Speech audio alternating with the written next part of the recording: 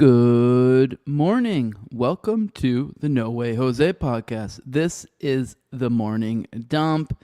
It's Tuesday, June 9th. I'm your host, Jose Galison, and this is the kitty of the day, the big mama, Phoebe. She's definitely, there's no way, you can definitely tell. Look how big her tummy is. She's definitely preggers. No, last time we had her on here, she was a little bit slimmer, a little bit up in the air. But no, definitely both the queens in the kitty room are both pregnant right now. So should be getting some new kitties here in a few weeks. So we should have some cute little kitties to show off to you guys soon. Now, for those who like seeing my hot takes Monday through Friday, typically around 11 a.m. Eastern, we made it on time today. We don't always. Then be sure to hit that subscribe button, or if you just like seeing the kitty day. And be sure to hit that bell. That way you can see when we're dropping new videos and when we're going live. We'll see you in the show. Beautiful thing. Right now. Rise and shine. It's a beautiful day. I'm all right.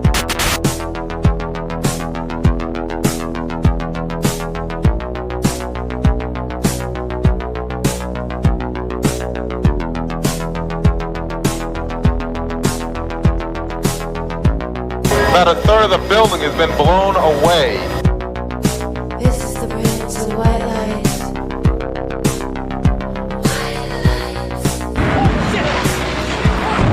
lights. Our very freedom came under attack in a series of deliberate and deadly terrorist acts. And at that point, we were taken for another round of questioning, this time related to our allegedly being members of Mossad.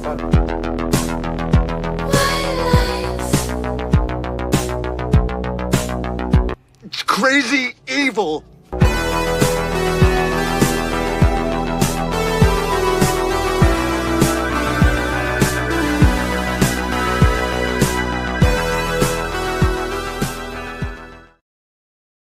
Good morning, everyone. Hope you're having a good one. Hope you're having a productive morning. If not, we're going to get on it. If you already are, then we're going to continue it. Now, we have plenty to go through today. As always, we start the show off with what we call Icebreaker Content, something to ease in, a little bit more fun, funny, gen pop, slop, stuff of the like. And then we will get into some foreign policy, into our, the world of war, what's going on there. Left it in the tenuous place yesterday, so still plenty more to cover. A lot going on there, and then we will get into our first name segment of the day, Spook Stories, which is kind of a collection of a few different spooky stories, spook-related. We got the, I think I promised you guys sort of yesterday, connecting Tulsi to the recent report that Israelis were spying. Like there was some suspicious timing of her, exit, and also the release of the report. So we'll talk about that. Also have John Bolton pleading guilty. We got some Fed out there who was found with like $40 million in like gold bars. So plenty to cover there. And then we'll get into the last segment of the day, which I don't know. Maybe I don't know if we'll end up. We probably won't end up cutting it, but it's we're the Tates part of the Matrix all along. There was a Tate expose, so we're gonna dig into that. Probably won't read it all. It's a very long piece. But we'll dig into it. Maybe we'll read it all if it intrigues us, if we want to keep digging into it. But we'll crack into at least a portion of it today. See if there's any fire to that smoke. This isn't the first time that the Matrix has come after the Tates to try to show them to be Matrix monsters all the same. So we'll see. I don't know. I'm mixed on that one. I lean towards, I don't know. There might be something there.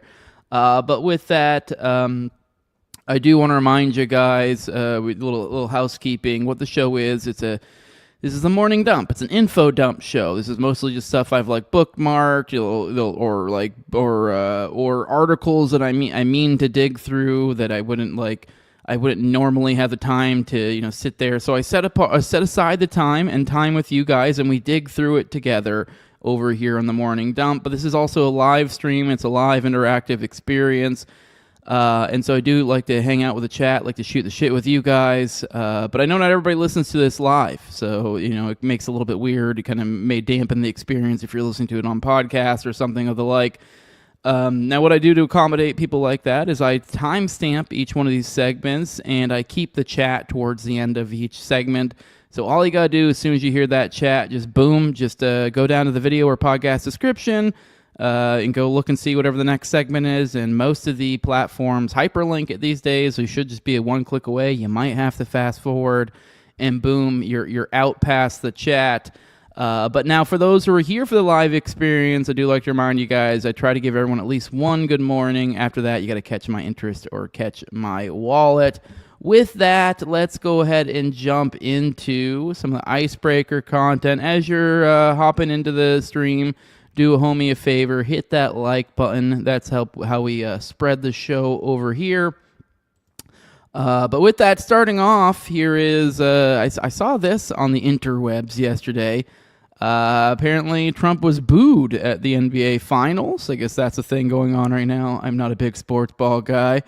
But yeah, apparently the NBA Finals are going on right now, and he got a pretty resounding boo. So let's hear it. I haven't listened to it yet. I saw a lot of commentary on it, so I don't know. I mean, there's been plenty of times I feel like I've seen that be the case, and it's not as bad. Apparently, I've already seen people that are claiming that I guess there's also other audio out there that's like where it's not booing and it's like cheering, and they're like, yeah, but that's because like Fox or some conservative something or other after the fact threw patched on some cheering audio. So I don't know, shenanigans. But let's listen in. How bad are these boos? Let's hear. What do you think? Here you go. Is it on? Just 1 second. Do I have it up? Okay. Yeah. Okay. Here we go.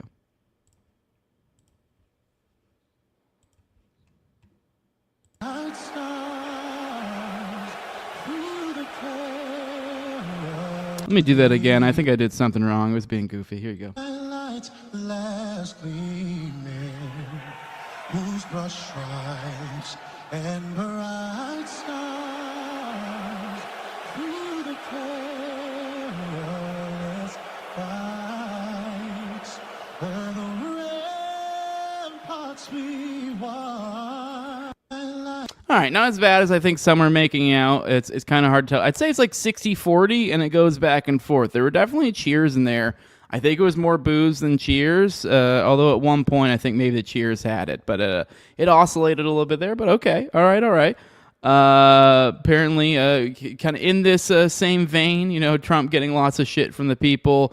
I guess the call came in from the top, and they said, it's time, go ahead and do it. Let's go ahead and leak another Trump Netanyahu phone call. And we have this piece from the Post, says Trump scolds Netanyahu in testy phone call. You could be left alone against Iran very soon. Now, are we going to dig in this? No. I'm so fucking over these stories. We all know it's bullshit. It's fucking stupid. It's gay. Until we get something like this, until we get like Trump dropping this on Truth Social, or this is like my out. Like, if you gave this rhetoric that I'm about to show you right now, I might give you some out, a little bit of an out here, a little bit of wiggle room of like, okay, you did something was done. But all these leaks of phone calls behind the scenes from Barack Ravid, yeah, you can get the fuck out of here with that shit. But now I will say, if you do give me something, Trump, here, listen to me. If you watch this right here, what I'm about to show you, if you give something like this, if you give this sort of statement to Bibi Netanyahu, like live on your Truth Social or something, just, something like this, maybe, just maybe you will catch my ear. But here's from Flapper. Their caption was getting dangerously close to Trump posting this clip on Truth Social without any caption. But here you go. Here's a great piece from cinema history. How fuck did I ever ask you if I could come out here? Get this through your head, Get this through your head, you Jew motherfucker, you. You only exist out here because of me. That's the only reason. Without me, you, personally, every fucking wise guy still around, I'll take a piece of your fucking Jew ass. Then where you gonna go? Your fucking warrant don't ever go over my fucking head again, you motherfucker, you. Okay, we're never gonna get that, but we can dream. That would be fun. I mean, I don't know. Maybe we will though. Actually, they do keep amping. Although it'll be like a leaked. This is the crazy shit Trump said behind the scenes.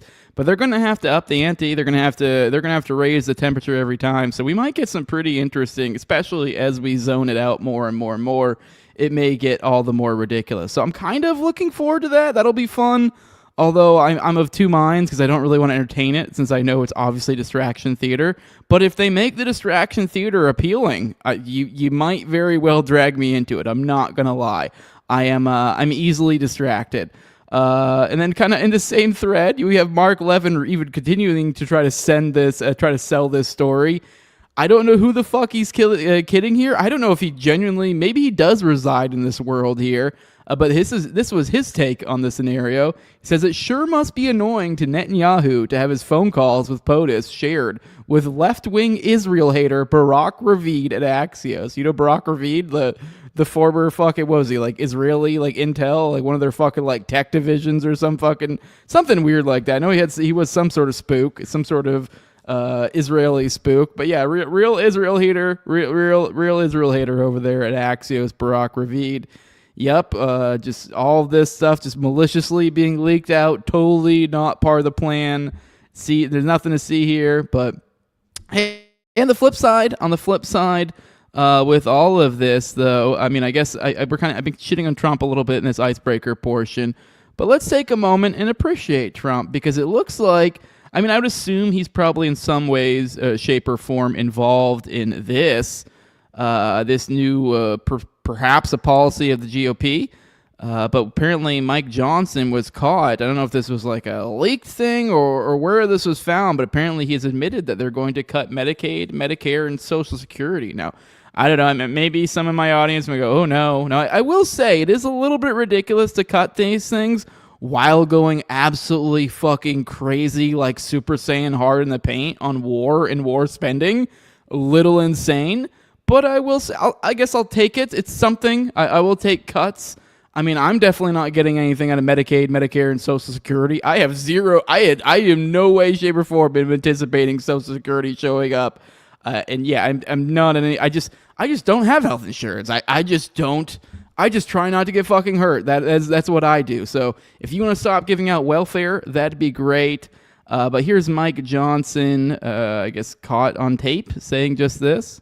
We've been doing all that, and then we're going to lead up to what we have to do and address the largest spending items. The reason we're in trouble is because over 74% of federal spending is on autopilot, mandatory spending. That's your entitlement programs like Medicare, Medicaid, and then things like Social Security. They have to be adjusted and fixed. We have a plan to do that next year, and it's critical because we're at $40 trillion plus. We've been doing all that. You know what's really funny, though? You know what's really funny about that? He's talking about how the Republicans are going to come in here and cut all this waste, get rid of all this social welfare we have out there, Medicaid, Medicare, Social Security. I'm all for it. I'm for axe it all. But I don't know if you guys have noticed, but the Republicans, it doesn't really seem like people are quite feeling them as much lately. There's been quite the sea change. I think Trump may have a little bit to do with that. So, we're going to cut all these things. It's okay, sure. The funny thing is that's actually not going to be what's going to happen. A bunch of Democrats are going to come in the midterms. There's no way in fuck that's happening. There's no way in hell Republicans will actually succeed in making wide cuts to any sort of social programs. There's just no way in shit. But what they will almost certainly succeed in is all of their warfare stuff. So what we will end up happening is the lefties will freak out about this and go, oh no, they're trying to take away our social welfare, and there'll be some sort of fake little fight. The lefties will get their social welfare, and as compromise, they'll also give the Republicans their war welfare. So win-win for both of them. We all get fucked over here. So yeah, don't get your hopes up. I don't see that happening. But with that, let's roll in the chat. Let's say some good mornings, and then we'll get into the foreign policy stuff of the day. Let's check in. Let's see what you guys got to say. Good morning, Tom33. Good morning. Says, are you wearing a hoodie in June in Florida? Well, I have AC in my house, and it was just feeling comfy this morning. I was up early before the sun was even up, so it was still cool enough to wear it. You know, I'm just feeling comfy, Also, you see this? My daughter did this. Look at this. She's been getting into bleach art lately. She got a little. This is her first jump into it, though. You can see she got a little bit away from her in a few places. She was just still figuring out how to work with the medium and with the substrate with the like, how to use bleach for art. She was still trying to figure it out. Different materials, it bleeds more. You kind of really can't get as clean lines. So, anyways, she's adapted. She's gotten better. She's did a little tiger for her friend on one of her pants. She also did this. I thought it was pretty cool. She's done this little Batman thing. She's also like doing her pants like this right here. Look, little flowers on them. Pretty cool. Pretty neat. I'm looking forward to Father's Day. I'm probably gonna end up having a bunch of fucking bleach art stuff. So that's pretty cool. The back of this is like the Venom like Spider-Man thing all over the back. It's pretty fucking cool. So I actually wish it was colder so I could wear this more often because I'm hyped for it. I'm looking forward to more gear being made from the kiddo. She's already like started selling to her friends. She sold that tiger one I told you about where she did tiger. She did like a tiger on the leg of her friend's sweatpants. She charged for that. So she's got a little business going. Pretty cool stuff. Proud of her. Pretty cool seeing her art and her making some money off it and having fun and me getting some cool shit. So but with that, yeah, I'm gonna probably have to take it off. It is actually, now that you mentioned, it's starting to get a little hot. I'll probably end up taking off here in a little bit. Good morning, King David said smash that like button, dumpers. Yes, please. Good morning to you. Good morning, Mustache. Says good morning, folks. I'm going to bed, but I'm letting it run while I sleep. We'll catch it later at work. Hell yeah, 2 views for the price of 1. Appreciate it, brother. Good morning, Mulgare. Says I got to see Massey do that speech about the USS Liberty in person. Also got to have I'm all tongue-tied today. Also got to have lunch with him and the survivors, which was super cool. Yeah, I actually have that dialed up in one of the tabs ready to go. I think probably going to end our foreign policy coverage with that for today. So I haven't watched it myself, but I do know he did it. So, but that's pretty neat.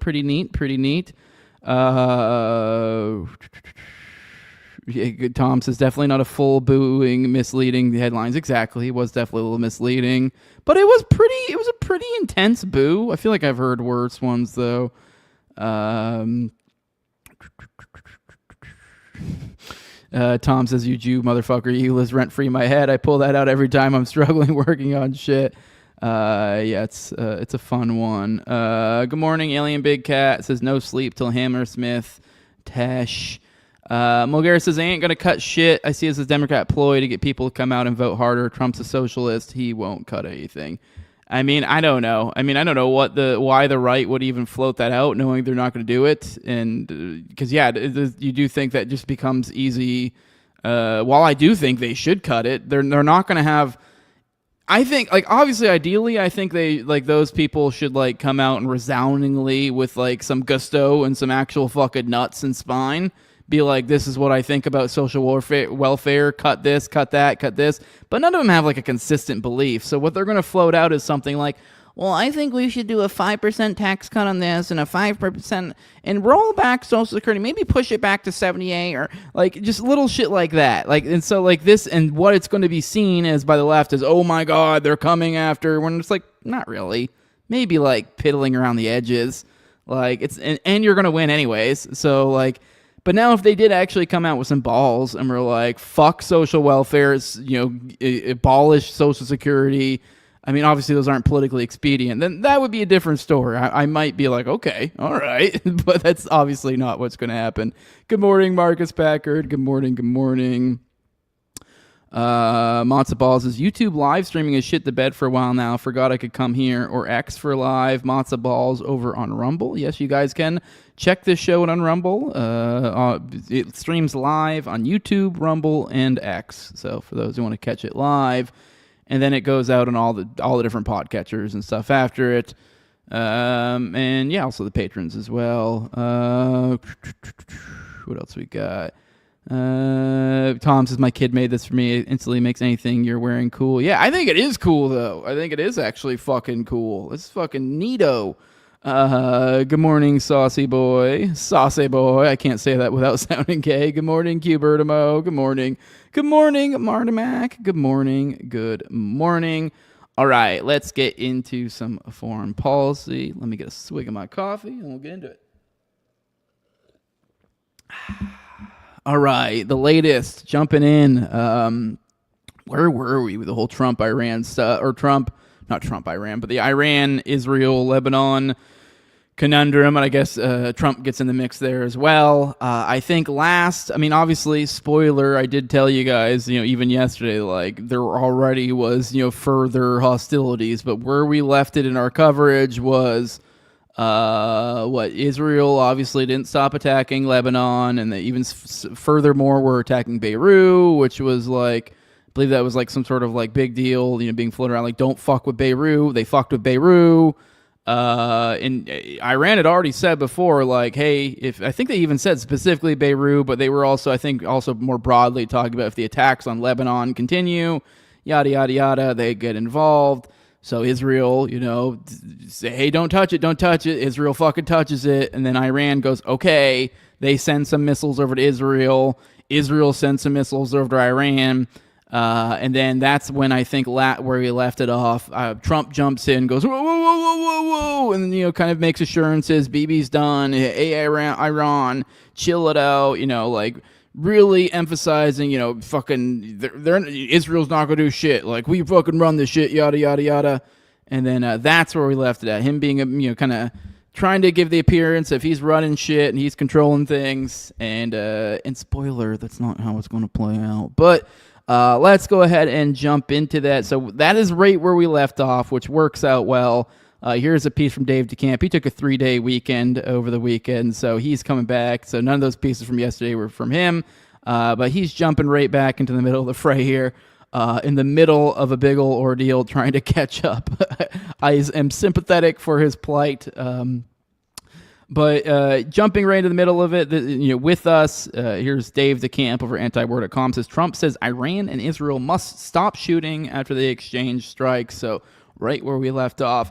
So Trump said on Monday that Iran and Israel must stop shooting. Comments that came after Israel bombed Iran following Iranian strikes on northern Israel in response to Israel's strikes on Beirut's southern suburbs. Israel and Iran must immediately stop shooting, President Donald J. Trump, the president, wrote on Truth Social. Israel launched strikes in several Iranian cities after Trump said that he told Israeli Prime Minister Benjamin Netanyahu not to respond to Iranian strikes on northern Israel. I'm going to call Bibi right now and tell him not to retaliate. Each of them had their fun. Israel had its strike and Iran had its strike. We don't need another one, Trump told Axios reporter Barak Ravid a few hours before Israel bombed Iran. The Wall Street Journal reported that when Trump spoke with Netanyahu on Sunday, and it became clear that Israeli leader wouldn't call off his plans to strike Iran, Trump asked him to keep it limited. The two leaders spoke again on Monday. Okay, then keep it limited, BB. The two leaders spoke again on Monday, and Netanyahu later said publicly that he would not launch further attacks. So, okay. The U.S. tried to distance itself from Israel's strikes on Beirut, but sources told the Journal that Israel informed the U.S. of the planned attack ahead of time, and the U.S. also helped intercept Iranian missiles fired at Israel in response. Following the Israeli attacks in Iran, which wounded at least 15 people, Iran's Islamic Revolutionary Guard Corps said that it targeted air bases in northern Israel. And Iran's Central Military Command, the Qatam al-Anbiya, later announced that it was halting military operations against Israel, though the command did warn it would respond to Israeli attacks in southern Lebanon, which continued on Monday. The Iranian Military Command said in the event of continued aggression and provocations, including in southern Lebanon, much stronger and more crushing actions will follow. Netanyahu said in his statement, Israeli attacks on Iran were halted for now. At the moment, we are holding our fire because after we struck the terror regime in Tehran, it ceased attacking us. In the event that the terror regime in Iran makes the mistake of resuming attacks on us, we will respond with overwhelming force. Israeli leaders suggest in the same statement that Israel won't halt its attacks on southern Lebanon, saying that we continue to destroy all of Hezbollah's terror infrastructure in the security zone, referring to a large swath of Lebanon's territory that Israel has declared a buffer zone. So, i.e. another fucking country, not theirs, an invasion, But whatever, they try to parse these two things. So, hey, looks like they did it. It looks like things at least did settle down a little bit. So, but they did get a few strikes in after, kind of making Trump look pretty pathetic. I mean, even to Netanyahu saying, oh, we'll keep it limited. But they did finally then calm down. So that's where we're back at. We're back at a simmer, probably until a weekend with this forever weekend war format we have here. But that's where we are now. And as ironically, as the U.S. is imploring, why can't I think of a word? Imploring everyone to settle down, stop shooting. Well, they're fucking shooting. So U.S. CENTCOM said on Monday that an F-18 fighter jet fired an oil tanker attempting to reach Iran as the U.S. continues enforcing the blockade of Iranian ports by attacking civilian ships. CENTCOM disabled Palo flagged at Marivex as it transited international waters in the Gulf of Oman toward Iran, the command said. An F-18 from USS Abraham Lincoln fired precision munition into the ship's engineering and steering spaces after the crew failed to comply with directions from U.S. forces. Marivex is no longer sailing to Iran, CENTCOM added. The Indian crew of the Marivex abandoned ship after the attack, according to the maritime executive. In footage showed a fire on the ship, Indian officials confirmed that all 24 crew members were evacuated. According to CENTCOM, its forces have fired on and disabled 7 civilian commercial vessels since it began enforcing its blockade in April.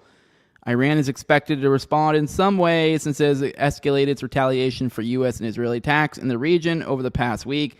CENTCOM's statement came after President Trump called for Israel and Iran to stop the shooting after the two countries exchanged strikes, in an escalation that started with Israel bombing Beirut's southern suburbs. All right, that's it for that piece. Moving on, this does not bode well for the situation.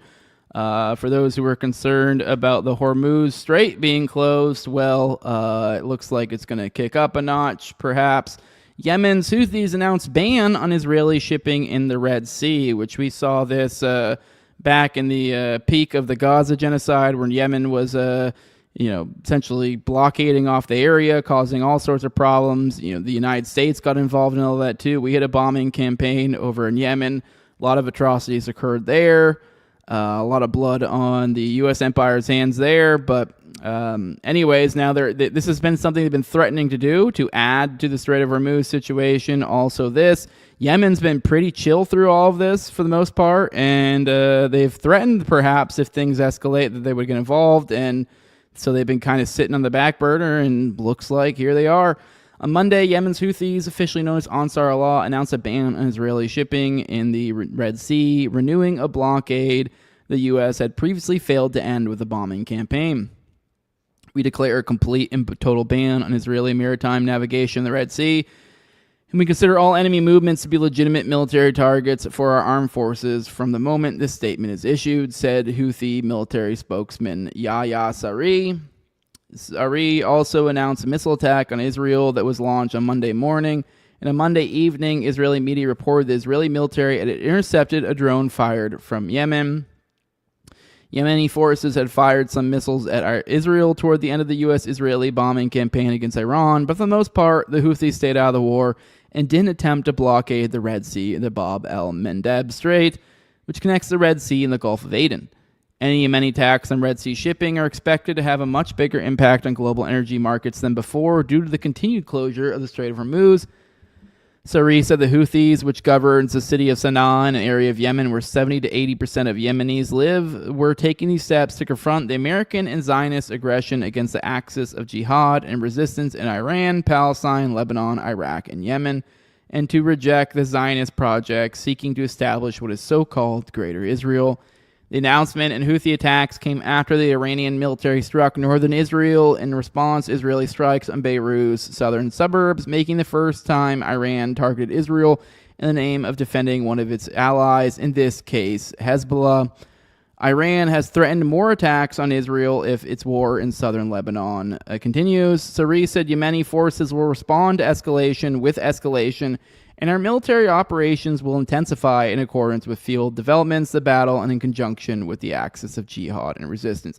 Now, that is an interesting point to hone in here in the piece. I don't think I did a good job on focusing on it before in our talk from today and yesterday of Iran getting involved in the Lebanon conflict. But this is, I think, I've been hearing all sorts of people repeat this. Essentially, this is like the first intervention we've basically ever seen, at least in like modern times, by a third party in any meaningful way, essentially against I don't know, how do I say this? It's the only time another major party has intervened for a third party here. So against Israel, essentially some sort of thing to push. But essentially, there hasn't been any real force in the region to push back, any sort of like state force, large, borderline empire sort of force like this.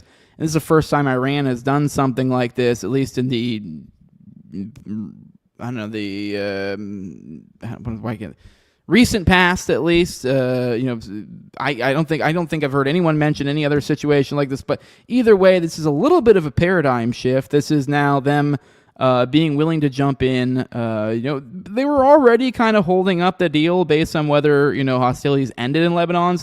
But this is different than actual like kinetic, like we are now attacking you for this sort of stuff. That is the degree to which Iran is going. And you add into that dynamic now the Yemenis are also, I don't know, this could end up being pretty interesting. This could really backfire for Israel. This could really change. Now, at the same time, though, this makes things all the more dire for the powers that be in Israel. This makes it like all the more of like it must, in order for their state to survive or to have any chance of having political power, it's like now or never. So, I don't know. Either way, I don't know. This could make things way worse, could make things better in the region. We'll see. Moving on, we have kind of another signal that things aren't looking as good so far as deals go. The Treasury Department says Iranian assets will be used to rebuild Gulf states.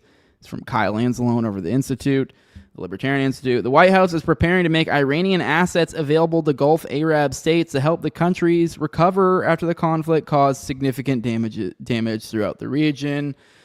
CBS News reported, speaking with a source who said that Washington will make Iranian assets accessible for rebuilding U.S. Gulf allies related to any future damage inflicted by Iran. The Treasury Secretary, Scott Bessent, is seeking a way to use Iranian assets to pay for existing damage in the Gulf states. It's unclear what Iranian assets the Treasury Department plans to use to rebuild Gulf countries.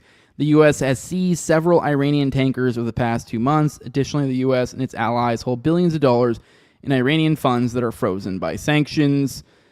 Now, all right, so we're not going to linger on this too long, but obviously this is something typically thrown into any one of these deals out there in regards to deals with Iran. This is usually thrown in there. This is what the boomers always freak out about when you talk about the Obama deal. They go, oh, they gave them billions of dollars in cash or yada yada whatever. Well, that was also money that had been stolen from them, assets that had been frozen whenever sanctions went into place. Essentially, assets they had that the American empire had access to. So that's what happened when those sanctions went into place. They decided, hey, we're no longer doing business with you, and we're stealing your shit. That's basically how that played out. And with all of these deals, it's always been like, okay, well then give us back our shit. It's pretty reasonable. And the boomers always frame this as, oh, we're paying them money or some dumb shit. Well, this always, too, is like kind of one of the many things that's held up a deal with Trump because he doesn't want to have the appearance of, not or doing something, not much better than the Obama deal or even worse. And so having some sort of provision of giving them money is kind of like a no-no to him. So I could totally see this being some move from him of being like, well, go ahead and get rid of those assets. So we can be like, well, we don't even fucking have them. It doesn't look good, though. I just, another signal that they're not really looking to actually do any sort of wheeling and dealing over there. And something else not looking good. It looks like doing some more murder over in Africa. This time over in Nigeria, things have been quiet in the Somalia front. Listened to Dave's show this morning, and it seems like he was talking about that he'd noticed, I think, some strikes and something, but like that the U.S. wasn't taking claim for it. But he's kind of making him think perhaps that they may just have stopped telling us about it. So, but here we go. Here's something else over in Africa. Some other death over in Nigeria. But I guess I just figured I'd mention Somalia since it's been a while since we talked about Somalia. But I think there's a good chance that perhaps the government just stopped reporting on their murder in Somalia. So, but we have a little bit of a tidbit here from Nigeria. This is over at Drop Site News. It says U.S. Nigerian strikes kill dozens of civilians, villagers say. So this is Maiduguri, Nigeria. On the evening of May 16th, the village of Metel in Nigeria's Borno state was hit by a series of airstrikes carried out in coordination between the U.S. and Nigerian militaries. Children were playing, women were preparing meals, and there was nothing to suggest that anything unusual was about to happen, recalled Goni Ahmed, a local resident who directly witnessed the strikes. He described a scene in which village life was suddenly destroyed by the attack. First, we heard aircraft overhead. Shortly afterward, there were loud explosions that shook the ground. After the blast, I could hear people shouting, crying, and calling for assistance. The sound of panic and confusion continued for quite some time. Panic enveloped Metele, and the villagers fled their homes, not knowing if further strikes would take place. Many people in the community still remember those days as some of the most difficult we have experienced, Ahmed recalled. Ali Zajina lost 4 relatives in the strike, and his house was destroyed. We are in great pain, a pain I believe we will never forget. As a resident of Metel, this is one of the saddest days of my life. Zagina, his wife, and 4 children are now renting a home in the Gomari neighborhood of Maduguri. I could not recognize my house or many parts of the community because almost the entire area has been reduced to ashes. The strikes are part of an expanding war between the Nigerian government and local Islamist groups, which has drawn the increased involvement of the Trump administration with little scrutiny. Metel, a remote community in northern Borno state near the Nigerian-Niger border, has long been affected by insurgent activities. Security sources and local residents have frequently identified the area and its surroundings as locations where fighters affiliated with ISIS West Africa province operate. In the days immediately after the bombing of Metel, AFRICOM announced strikes across northeast Nigeria, allegedly killing huge numbers of ISWAP fighters, claiming in a statement posted online that in coordination with Nigerian forces, our counterterrorism forces efforts from May 16th to 18th eliminated more than 175 ISIS terrorists in northeastern Nigeria. Trump claimed they had killed Abu Bilal al-Munaki, a global commander in the Islamic State, as well as a number of other senior leaders of the group. Islamic State has not confirmed these or other killings. Nigeria previously claimed in 2024 to have killed al-Munaki. In a post on Truth Social, the president describes the strikes as flawlessly executed and called al-Munaki the most active terrorist in the world. The Nigerian army echoed these statements, calling it a landmark joint counterterrorism operation of historic significance. The army said the raid in Metel was a complex precision air-land operation that killed other terrorist commanders. Yet villagers in Metel said these attacks hit residential areas and killed innocent people. The community experienced a tragic airstrike attack recently, which caused heavy casualties and destruction in Metel. Zana Abba Aji, the village head of Metel, told Dropsite News. He was in Maduguri, the state capital, when the strikes took place. Many innocent civilians were affected during the incident, he said. In the aftermath of the attack, Aji gathered a list of 27 people that he said were civilians that were killed in the attack.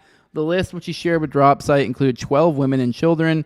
Other villagers who were injured in the bombings were sent by truck south to Maduguri for treatment. In her interview, Dr. Adam Asil Tijani, who works at the University of Maduguri Teaching Hospital, confirmed that several non-combatants had been killed in the strikes, telling Dropsite that 2 women and 4 children received in the aftermath from the bombings had died from their injuries there.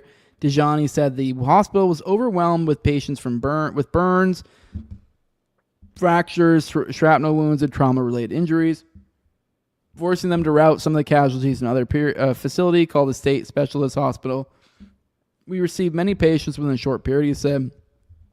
Neither AFRICOM nor the Nigerian army responded to requests for comment on the civilian deaths. Now, you can go read the rest of the piece over at Dropsite News if you'd like, but deaths over Nigerian villages as a result of our attacks makes you wonder what's really going on, too. The hell, even the so-called terrorist leader they killed, apparently they'd already claimed they'd done it a couple of years prior. Now, I do remember actually reading about this, I think it was like a week or 2 ago or something when this happened. And I think the local Nigerian government claimed, or the U.S. government claimed that was a different guy, but just with a similar name. But either way, kind of makes you wonder what's going on here. And it's definitely something that doesn't get reported enough. Popping over to Israel and the crazy shit they do. Israeli strikes kill 9 across southern Lebanon.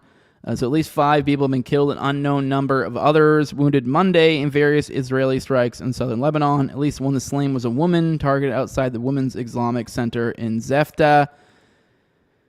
Zefta appeared to be the main site of casualties early on Monday, with at least 4 people killed in strikes centering on the Islamic Center, the school, and the town center, while also destroying a civilian home elsewhere in town.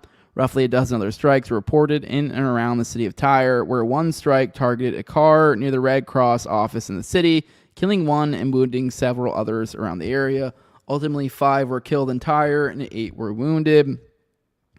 The Lebanese Health Ministry has reported that Israel has killed 3,637 people and wounded 11,188 others in Lebanon since they invaded the country in early March. Roughly half of that period was nominally during a state of ceasefire, though Israel never actually stopped firing throughout. Lebanese Prime Minister's office has reported Israel to have carried out 3,491 airstrikes on the country from the start of ceasefire on April 17th through the end of Sunday, June 7th. Today's strikes put that number somewhat near 3,500, and Israel shows no signs of slowing down. Office also reported the IDF has demolished over 400 buildings in southern Lebanon during the ceasefire. This has mostly been in the villages near the Blue Line, with an eye toward preventing the displaced populations from returning to the border areas. Overwhelmingly, attacks during the ceasefire have been around southern Lebanon, with some strikes in the Bekaa Valley to the further east, and a handful of strikes like the ones yesterday targeting the capital city of Beirut. So still attacking southern Lebanon. And over in Gaza, they killed a little 8-year-old boy. An 8-year-old boy was among 7 Palestinians killed in Gaza on Monday as the IDF continues its constant violations of the U.S.-backed Gaza ceasefire deal.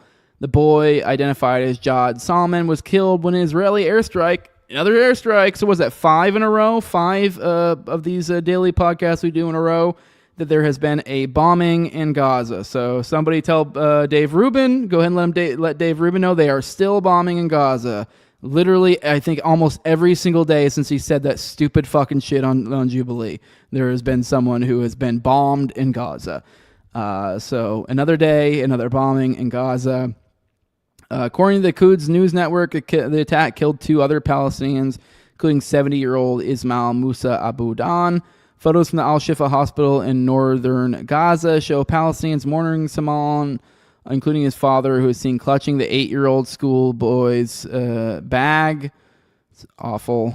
His school bag. Salman is among more than 20 children who have been killed by the IDF in Gaza since May 1st. So over 20 kids in over a month. So that's wonderful. There are other Israeli attacks on Monday, include strikes in the Al-Mawasi tent camp in southern Gaza, which killed at least 2 Palestinians, a strike in Deir al-Balah, central Gaza, that killed 1, and an attack targeting an apartment building in Gaza that wounded 8. One of these attacks came after Israel shut all crossings into Gaza, depriving civilians of much-needed aid deliveries, a move Israeli authorities claimed was a security measure following Iranian missile attacks on northern Israel, which were a response to Israeli strikes targeting Beirut's southern suburbs. According to Haaretz, Israel's occupation authority, Kogat, said that closures will be lifted on Tuesday. Gaza's health ministry says daily update, Israeli attacks killed at least 9 Palestinians and wounded 43 over the previous 24-hour period. Since the so-called ceasefire deal was signed in October 2025, the ministry has recorded the Israeli killing of 970 Palestinians, injury to 3,063, getting ever closer to that 1,000 figure. With that, let's come to the end of our foreign policy coverage. I have one last thing to dig into.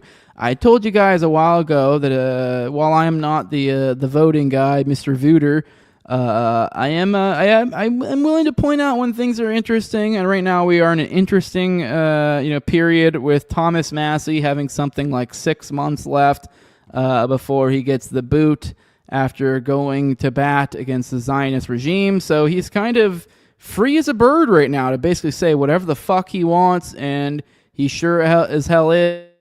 Here is him going hard in the paint on the USS Liberty on the House floor. So thought it was particularly interesting. I'm not sure if this has happened before, but once again, we've kind of had a few mentions of different sea changes today, and I really feel like this is another one. So here you go.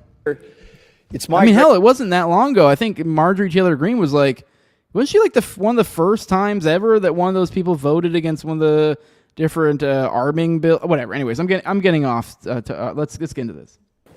Mr. Speaker, it's my great honor, maybe one of the biggest honors of my lifetime, to stand here on the floor and do something that's 59 years overdue, to recognize the survivors and those who gave their lives on the USS Liberty 59 years ago today, when they were viciously attacked by IDF jets, and also after that by torpedo boats. I'm going to tell you a little bit of their story. And there, by the way, there's at least a dozen of them here today with us. I just met with them in my office, and they related this story to me. You know, it was a clear day. The USS Liberty was one of the most technologically sophisticated ships in the Navy, but it was virtually unarmed, and it was sent to observe the six-day war going on in the Middle East between Israel and its neighbors.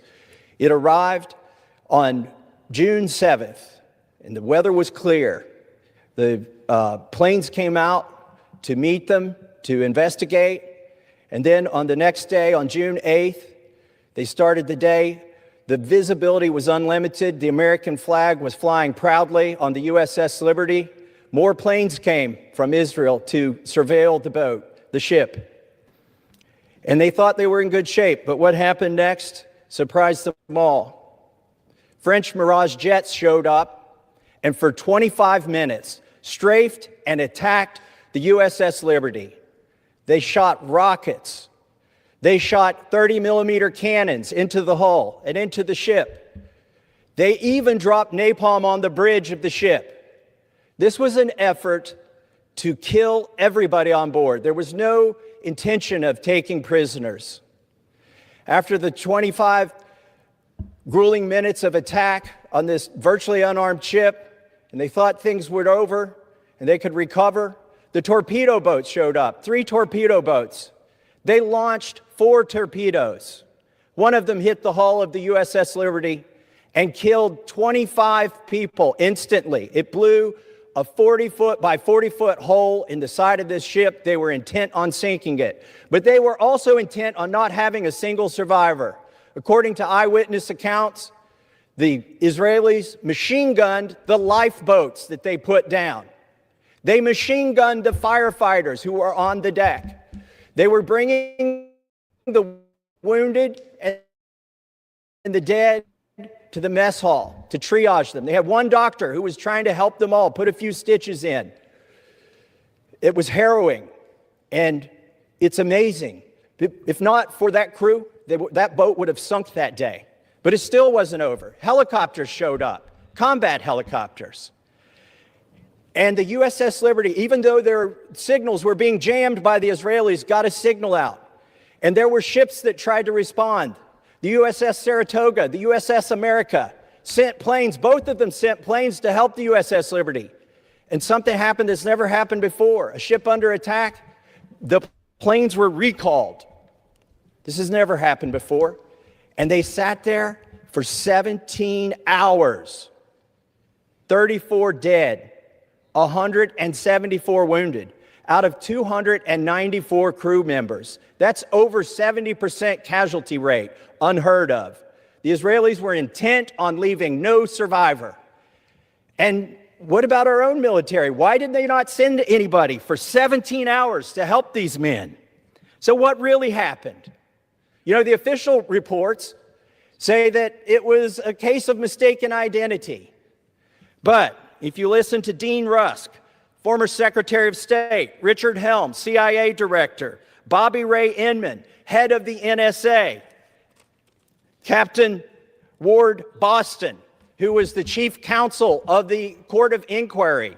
If you listen to Admiral Moore, who served in Pearl Harbor, Midway, commanded both the Atlantic and Pacific Fleet, and was chairman of the Joint Chiefs of Staff, none of these distinguished men think this was an accident.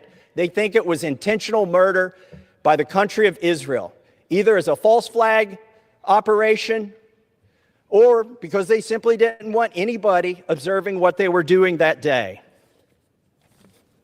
Well, I've got a call to action for everybody here. Honor these individuals. Quit ignoring that they exist. Go to their website, ussliberty.org. Support them. And while they're still alive, they need closure. Let's give them closure. Let's have an investigation. Let's pass a resolution honoring them. It's long overdue. And then they can have their justice. With that, I yield back. And I ask unanimous consent to enter into the record a declaration of Ward Boston declaring that the only official court of inquiry was invalid. Without objection, so ordered. I yield back. The gentleman yields back. The chair now recognizes. All right, pretty neat. All right, let's roll through the chat. Say some more good mornings. Maybe we'll see some USS Liberty motions over there. I doubt it, but that'd be pretty fucking cool. But hey, that's something. That's something for sure. All right, let's roll through the chat. See who all's in there. Good morning, Mr. Woke Reich says, I hope Iran bombs Kushner Island. Yeah. Good morning. Hotep Beavis is Ermagerd. Good morning to us all. Good morning. Aggressively agreeing. Good morning. Says U.S. doesn't even attack Africa in pursuit of colonization. They just do it for the love of the game. Yeah, you're kind of right. I think you are a little bit right. I'm a mix. I don't know. Maybe it feels like this reminds me, like the shit that happens in Africa makes me feel like the shit that happened in South America just like a few decades prior. So it's like, it's almost like they're like setting the stage for like whatever comes next. And then like, if you are looking at the Jays control everything, it would be like they're just kind of, they're tilling the land, I guess, getting it ready for building. Whereas like the land in South America has already been tilled. You got all these like, they're taking up shop over there. So, they've already put in the work from the previous few decades of their spook shit.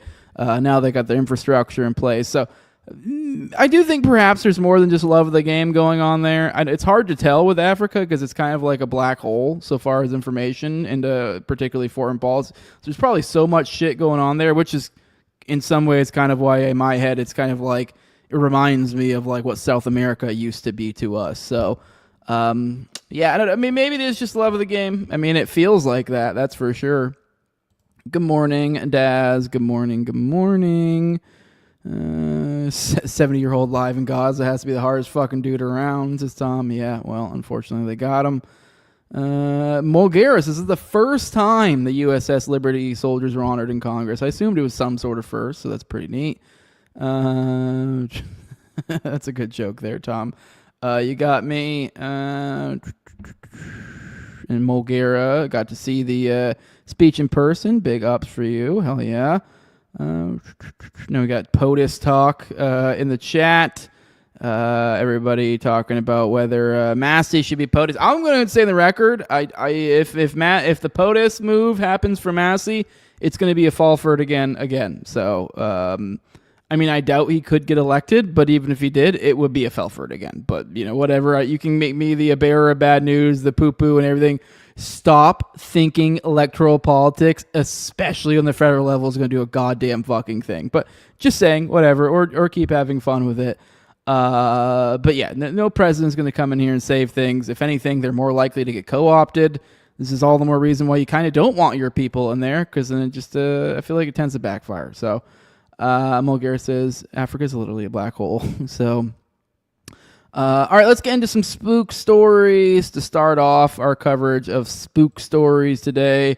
It's a little bit of a plug for a homie, I guess you could say, but Ken Silva, friend of the show, he went on Tucker Carlson, and I figured in the nature of spook stories, he has a pretty interesting little spooky story. We've definitely talked about this on the show before, but talking about the doctor who happened to be the medical examiner for Thomas Crooks, and he just had, I think if I recall correctly, is like he was only there for like a temporary period of time, so it's not even like it was like the normal medical examiner. I forget that it was either like someone who was only temporarily there, or it was a different one than like would normally be used in the region. Either way, it's not the person you would think they would use.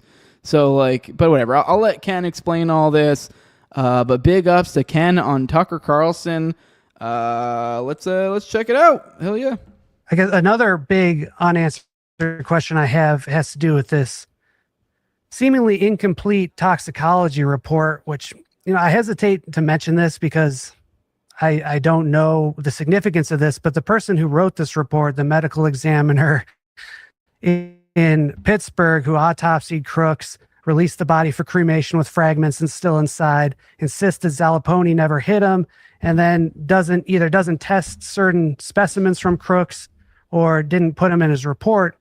This guy is actually a dual Israeli citizen who was in Israel after October 7th, helping identify the bodies there. So, again, this actually, yeah, this is in the front page of like the Pittsburgh Jewish Chronicle. And he's actually pictured, he's standing next to a guy named Chen Kugel, who is an Israeli and a source of a lot of these dubious claims about beheaded babies. And Goldschmidt's standing right next to him. I guess he volunteered and went over there to help.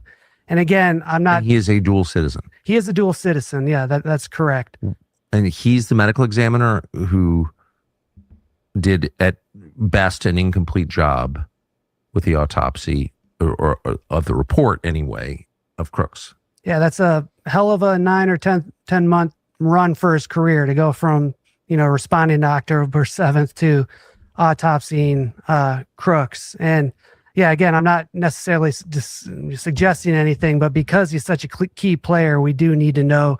And he is not the medical examiner that victims, dead people in Butler Township, Pennsylvania would normally go to.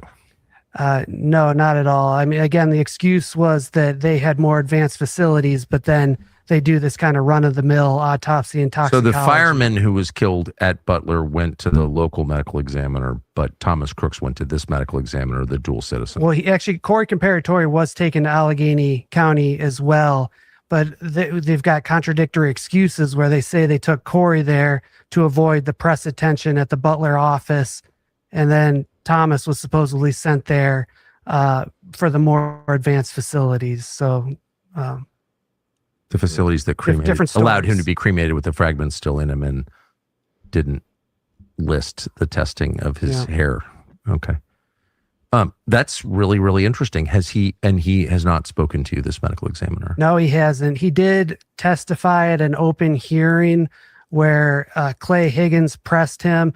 Clay Higgins, say what you will about him, but I think he's been pretty good on this story. He's the only guy in government who's emphasized Aaron Zalaponi's heroics, and Higgins is trying to press Goldschmidt about like, how could you possibly say that Zalaponi didn't hit anything? And Goldschmidt just insisted that the Secret Service was the only person who shot Crooks that day.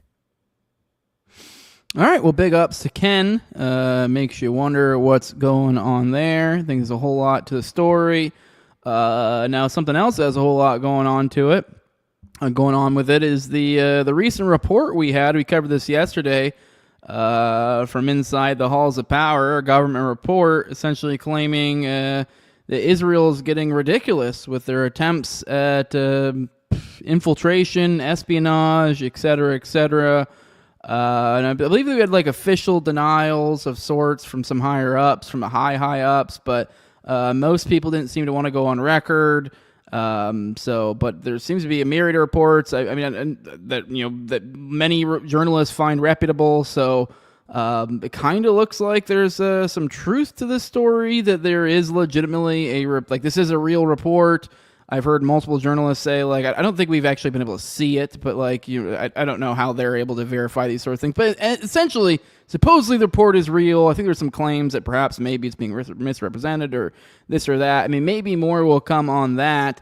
But there's some questions about the timing of all of this, some of the people that they're targeting, and perhaps does this in any way tie into the leaving of Tulsi. Here is Lieutenant Colonel Anthony Aguilar. He looks like he's on a podcast with Mario Nofal. Here's him talking about, I need to get Anthony on the show one of these days. He's someone I found pretty interesting, especially coming from where he's coming from and where I've coming from. Because for those who aren't aware, Lieutenant Colonel Anthony Aguilar, he was one of the whistleblowers on like the aid program over in Gaza. Kind of real hero. And I think he was, I forget, was he a Green Beret or what was he? It was some sort of some sort of operator of some sort who retired after his 20 years. Seems like a nice guy. Got over there and kind of just wanted to, wanted to do something to help, and actually genuinely was like, okay, let's help these people out, yada yada. And didn't like what he saw. Had all sorts of horrid stories to come back with. But anyways, he's a guy that I've always felt like I'd be an interesting conversation just because of like where he came from. He was like an officer. So he was like, I think if I recall correctly, I think he was like an operator officer of some sort. Yeah, I just said lieutenant colonel. I'm retarded. So like, yeah, there's the officer side of it. So him being officer, me being prior enlisted, I failed at a sort of spec ops thing. And so like him, and then like the way he's sort of like almost like true blue, sort of dyed in the wool. Like you can tell he sort of bought the, I don't know. He just reminds me of like a lot of like good leaders you would have, but you're kind of like, you would like to talk to him and be like, what do you really see here? Do you really buy this bullshit? But either way, interesting character. But he is talking about this story. So I'm interested to see what he has to say. Let's check it out together. Saying earlier how you don't believe in coincidences. Just to understand what you were explaining, you think that this threat was put on the desk of Tulsi Gabbard, the DNI. Now, I don't know the connection between DNI and DIA well enough, so I know you explained it briefly. I'll let you dig into it a bit further. But Tulsi knew about this threat beforehand. Did this played a role in Tulsi resigning because she didn't want to be part of it all? No, or they wanted her to resign so they could delay that threat being, Israel being labeled as a critical threat. They want to delay it till this part, the bill passes the House, because now that bill has passed the House as in the clause has not been removed. The attempt to remove the clause failed. So now they managed, the critical threat report came out, but it's already too late because that bill's already, the clause is already inside the bill. But so first, am I right? Is that what you were explaining earlier, or did I misunderstand it? Yeah. So just to kind of give you a look at it here, sorry, I'm visual. So, you've got the CIA. That's U.S. Code Title 50. Okay. You've got the NSA.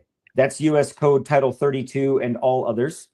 And then you have the DIA. That's U.S. Code Law Title 10. So essentially the way to break down those law titles, Army, military, homeland and foreign threats, and then, our intelligence apparatus, the CIA, intelligence, foreign intelligence. Technically the CIA is not supposed to spy on us. So you got foreign intelligence, CIA, domestic homeland security protection under Title 32 in cooperation with the CIA, with the State Department, and then you have Title 10 military, homeland defense, defend the nation. All of these, you have the director of the CIA, you have the director of the NSA, who happens to also be, like I said, Marco Rubio at the time. It was Mike Waltz. He took the hit for Signalgate, and they made him the U.S. ambassador to the UN. That guy, former Green Beret, served with him. So that's Mike Waltz. And then you have the DIA, who is this Lieutenant General James. And then all of them combined report to under the Director of National Intelligence. So they each work for their own entities, but they also report through the DNI. So in this, what I believe in this case, because this information that went to the respective, so the CIA, the NSA, and the DIA, they all talk all the time. They all share offices. They all have liaisons. There's offices in the Pentagon. There's offices in the CIA. They all share space and they're called interoperable. So across the board, they all recognize this threat. Like, hey, CIA guy, we're noticing continued activity becoming just passive, active, and now aggressive. What are you seeing? Oh, yeah, we're seeing that too. Oh, okay. Who is it? It's Israel. Who are you seeing? Israel. Hey, how about you, NSA? Well, I'm Marco Rubio, and I don't know shit about intelligence, but yeah, sure, probably. So then you go and you ask someone else within the NSA, and they're like, yeah, we see it too. So across the board, the person that then determines that for the Pentagon is the DIA. That's where this new report is coming, the Pentagon, right? The Pentagon. So the DIA then delivered this report. This report likely got delivered to Tulsi Gabbard, the Director of National Intelligence, about 18 days ago. And when did she resign? 15 days ago, about 3 days after she got this report, because no one was willing to take it anywhere, which is probably a reason why she resigned. She's like, we're giving away the keys to the kingdom. Like, I can't be a part of this. So you put someone in like William Bolton. report the classification, yeah?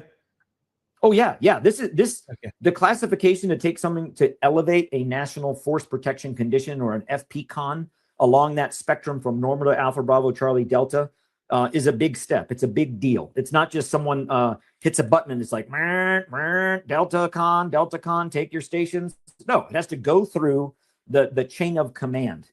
And when that decision is made, which is now apparently we've been told that decision was made a while back. And it's no coincidence to me that it wasn't until the day after all of this went through the House resolution to bring Israel closer into our intelligence orbit that then this was released. Because I do believe that the Pentagon and the administration thought, okay, it's out. We're not going to be able to prevent it from getting out, but we can slow roll it until we get this in. So now where you have it is that Section 224 to bring Israel closer into our intelligence. That's like taking a guy robbing the bank, and it's like, hey man, you robbed that bank really well. Do you want to be the bank manager? Exactly. And the guy's like, you want me to manage the bank? Yeah, here's the keys to the vault. Here's all the stuff. Like, you're good, right? Like we can trust you with our money, right? And he's like, I just robbed you. Yeah, but you're not going to do it again, right? Sure. Sure, I'm not. When the DIA passes this, do the NSA and the CIA, are they consulted as well or no? Absolutely, yes. So when they all consult, again, has there been a similar condition made within the CIA? Absolutely, I guarantee it. We're not going to hear about it, but I'm certain that there has. In fact, I think the CIA has probably kind of not trusted Mossad in Israel for quite a while. They probably already have this condition set. The CIA was probably like to the DIA, like, welcome to 2026, dude. Like, yeah. So the CIA, yes, in kind. But who's in charge of the NSA right now? Marco Rubio. What actions are the NSA and our Title 32 defend the homeland or from within? Because again, the CIA looks supposed to spy on foreign. So essentially, when people say, "Well, does the NSA spy on us?" You're damn right. So when you look at all those things connected across the board, yes, they cooperate, they coordinate, they synchronize, they agree and disagree, they consult one another. For the Pentagon, the DIA is the entity that raises that flag, FP-CON Delta Severe, and that's what happened. That's what happened just yesterday. All right. Well, broken down well by Lieutenant Colonel Anthony Aguilar there. Interesting. A lot to chew on. So it was like, I think you said at the time this was done like 18-ish days prior. This report had been furnished to the ODNI, and you kind of laid out the logistics of like who this goes through, what it means, yada, yada. And 3 days later, she resigned. So it seems significant. Almost seems like she had some news that had no real way of delivering, so almost better just to leave and also not have your name associated with it, which, I don't know, I struggle to buy that it's like she didn't want to be associated with this, because that would be a weird move on Tulsi's part, considering like how she's branded herself as like the anti-nuclear yada yada whatever, and then she still kind of tacitly supported this this war, and then this is going to be the thing that gets her out. I mean, I guess in some regards, this is kind of more on the nose, I guess. More on the nose, maybe not like narratively so far as the things that she pushed, but more on the nose as so far as like, hey, you were brought in to be like the ODNI director. I believe those are her position, I think, right? And this would be a crazy failing of that. So maybe it's not so much as like going against the things you stood for, but it's more about like this flagrantly flies in the face of what you were brought on to do.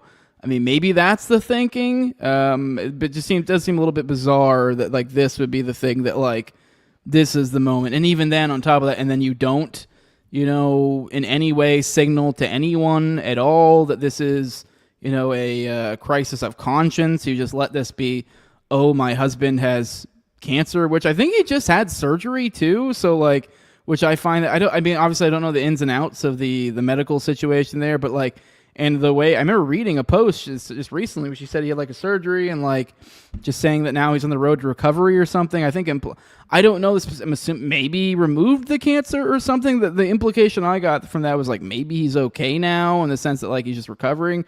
So it just seems weird to like ditch that job when you're like, was your husband really like on the verge of like perhaps being in recovery? And then like, I mean, I guess maybe you could make the case you'd want to be around him more often, but I just would assume there'd be like ways you could work around that. I mean, like, I don't know, pay for a caretaker, like, I mean, because it sounds like he wasn't really in the like, I don't know. I mean, I have to say I don't know the specifics. I'm just seeing from some stuff I've seen publicly.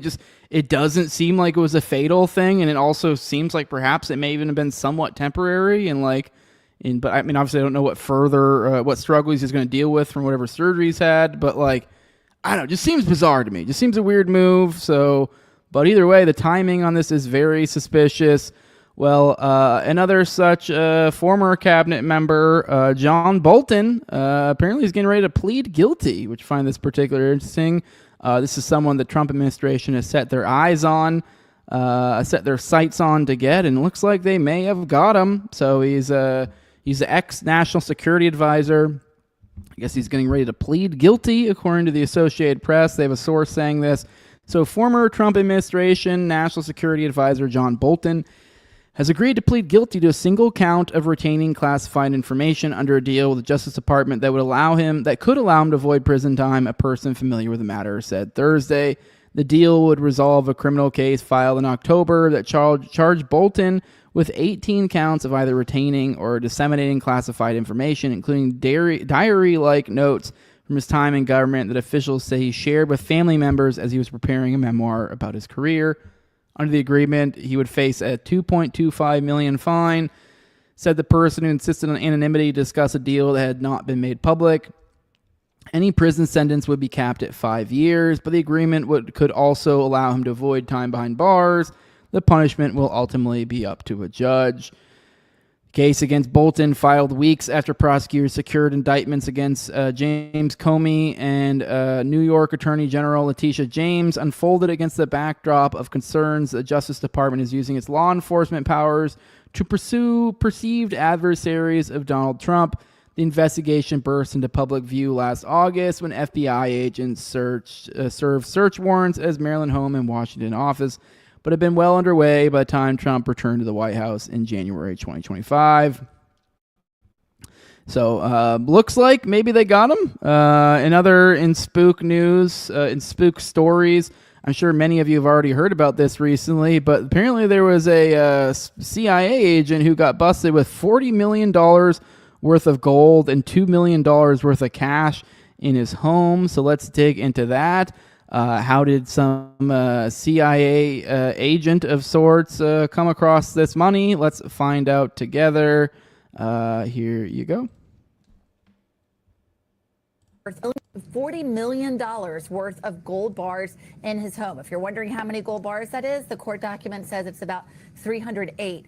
What my team here at NBC News, Dan DeLuce and Gary Grumbach and I found is that man was not just an employee of any agency. He was a high-level official with top secret clearance in the CIA, and that he not only lied about what he was doing with this money, but that allegedly he also lied about his background, said that he graduated from a college he did not attend, that he went to a graduate school he did not attend, and that he had a pilot's license that the FAA said he did not have. So he was arrested last week, and he is now in detention facing these charges of lying about his background and perhaps unknowingly embezzling American taxpayers' money. I want to read you a statement we just got in from the CIA saying that after a CIA internal investigation identified potential violations of the law, CIA Director John Ratcliffe referred the information to the FBI for a law enforcement investigation.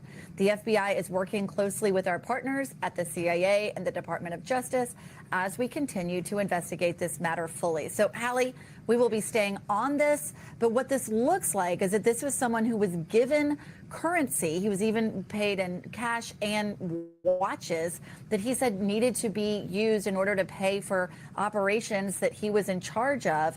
But rather than keeping it in his office, they found $40 million worth of this gold, as well as $2 million in cash and 35 luxury watches in his home. All right, well, here's some more on this from Mario Nafal, although he yanked it from the Washington Post. It says, breaking, the CIA officer caught with $40 million in gold bars allegedly invented entire fake top-secret spy program to steal the money. As if this couldn't get any wilder, David Rush allegedly built a sham special access program, the blackest box in U.S. intelligence, so secret even top clearance officials couldn't look inside without authorization. The fake program posed as continuity of government work, the doomsday planning that keeps Washington running after a nuclear war. So that's interesting. He allegedly read in two colleagues as unwitting accomplices and used a made-up government contract to funnel millions, persuading a defense contractor to buy huge amounts of gold. The FBI raid in his home seized 303 gold bars worth roughly $40 million, $2 million in cash, and 35 luxury watches. Investigators say he lied about his college degrees, faked being a Navy pilot, and still sailed through the CIA's notoriously brutal vetting. A judge ordered him held as a flight risk, and several CIA officials are now on leave as the probe widens. The scheme worked because of the system, not in spite of it. The secrecy walls built to hide operations from China and Russia hid the fraud from the CIA itself. A man with a fake resume ran a fake doomsday program inside the most paranoid institution in America, and for years, nobody noticed. Source being the Washington Post. And here's some more on it from Ken reporting. Apparently, he's getting ready to have an attention hearing. Actually, when would that have been? That would have been a few days ago. So June 5th, he would have already had this hearing. But he says the ex-CIA official caught with $40 million in gold bars is having a detention hearing tomorrow. Obviously, this was a handful of days ago. This is already a few days ago at this point. Part of which will be held in secret due to the top secret info being discussed. So find it interesting that we won't even, because of the nature of this crime, we probably really won't know what the fuck happened here at the end of it. Maybe we'll have a broad idea. But here's some of the documents for this court: U.S. of America versus David Rush. Let's see the charge documents. Says this is a motion for partially closed or under seal hearing. The reason it says, as the court is aware, the U.S. indicated to the court that it would continue its investigation, which could reveal additional facts and evidence relevant to the court's custody determination. It says the first portion would occur in a closed SCIF or in a similarly appropriately secured space and be limited to discussions regarding classified material or information. The second portion would occur in open court and involve discussion of any remaining unclassified information. Additionally, the U.S. requests that the venue for the closed portion of the hearing be sufficient for discussing information up to the top secret classification level. So, a weird story that we probably really won't ever know the entirety of, but either way, it just shows how the government can scam you. But with that, let's roll in the chat, say some more good mornings, and then we'll get into the final segment of the day. Were the Tates part of the Matrix all along? I see Tom says, does Tucker having Ken on change anyone's here's opinion of either Tucker or Ken? I mean, not particularly for me. I mean, I don't know. I mean, I don't know that obviously that whether Tucker is a glowy or whatever or not.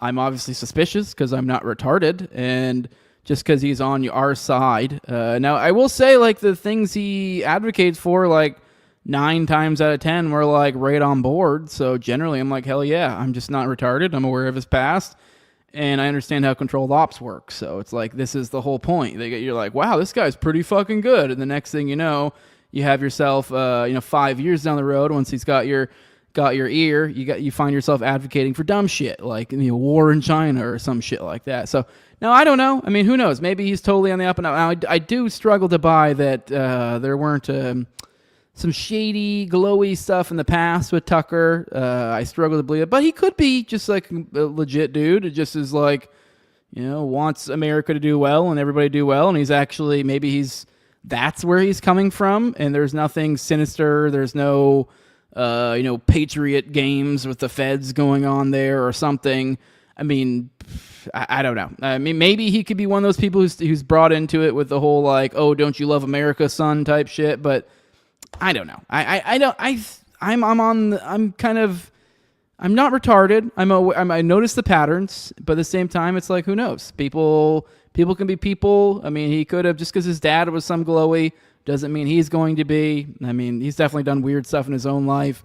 Who knows? Maybe he saw the light at some point. It's hard to fucking tell. But no, Ken's cool. I mean, all that Ken did is just went on a large platform and shared what he had to say. So, I mean, this doesn't change anything for me so far as my opinion on Ken, especially since I kind of know how these sorts of things work. So I don't think there's anything weird at all about Ken going on the show. I don't think that in any way implies anything about him, other than he wants to share the story, and him and Tucker tend to broadly agree on the story. So,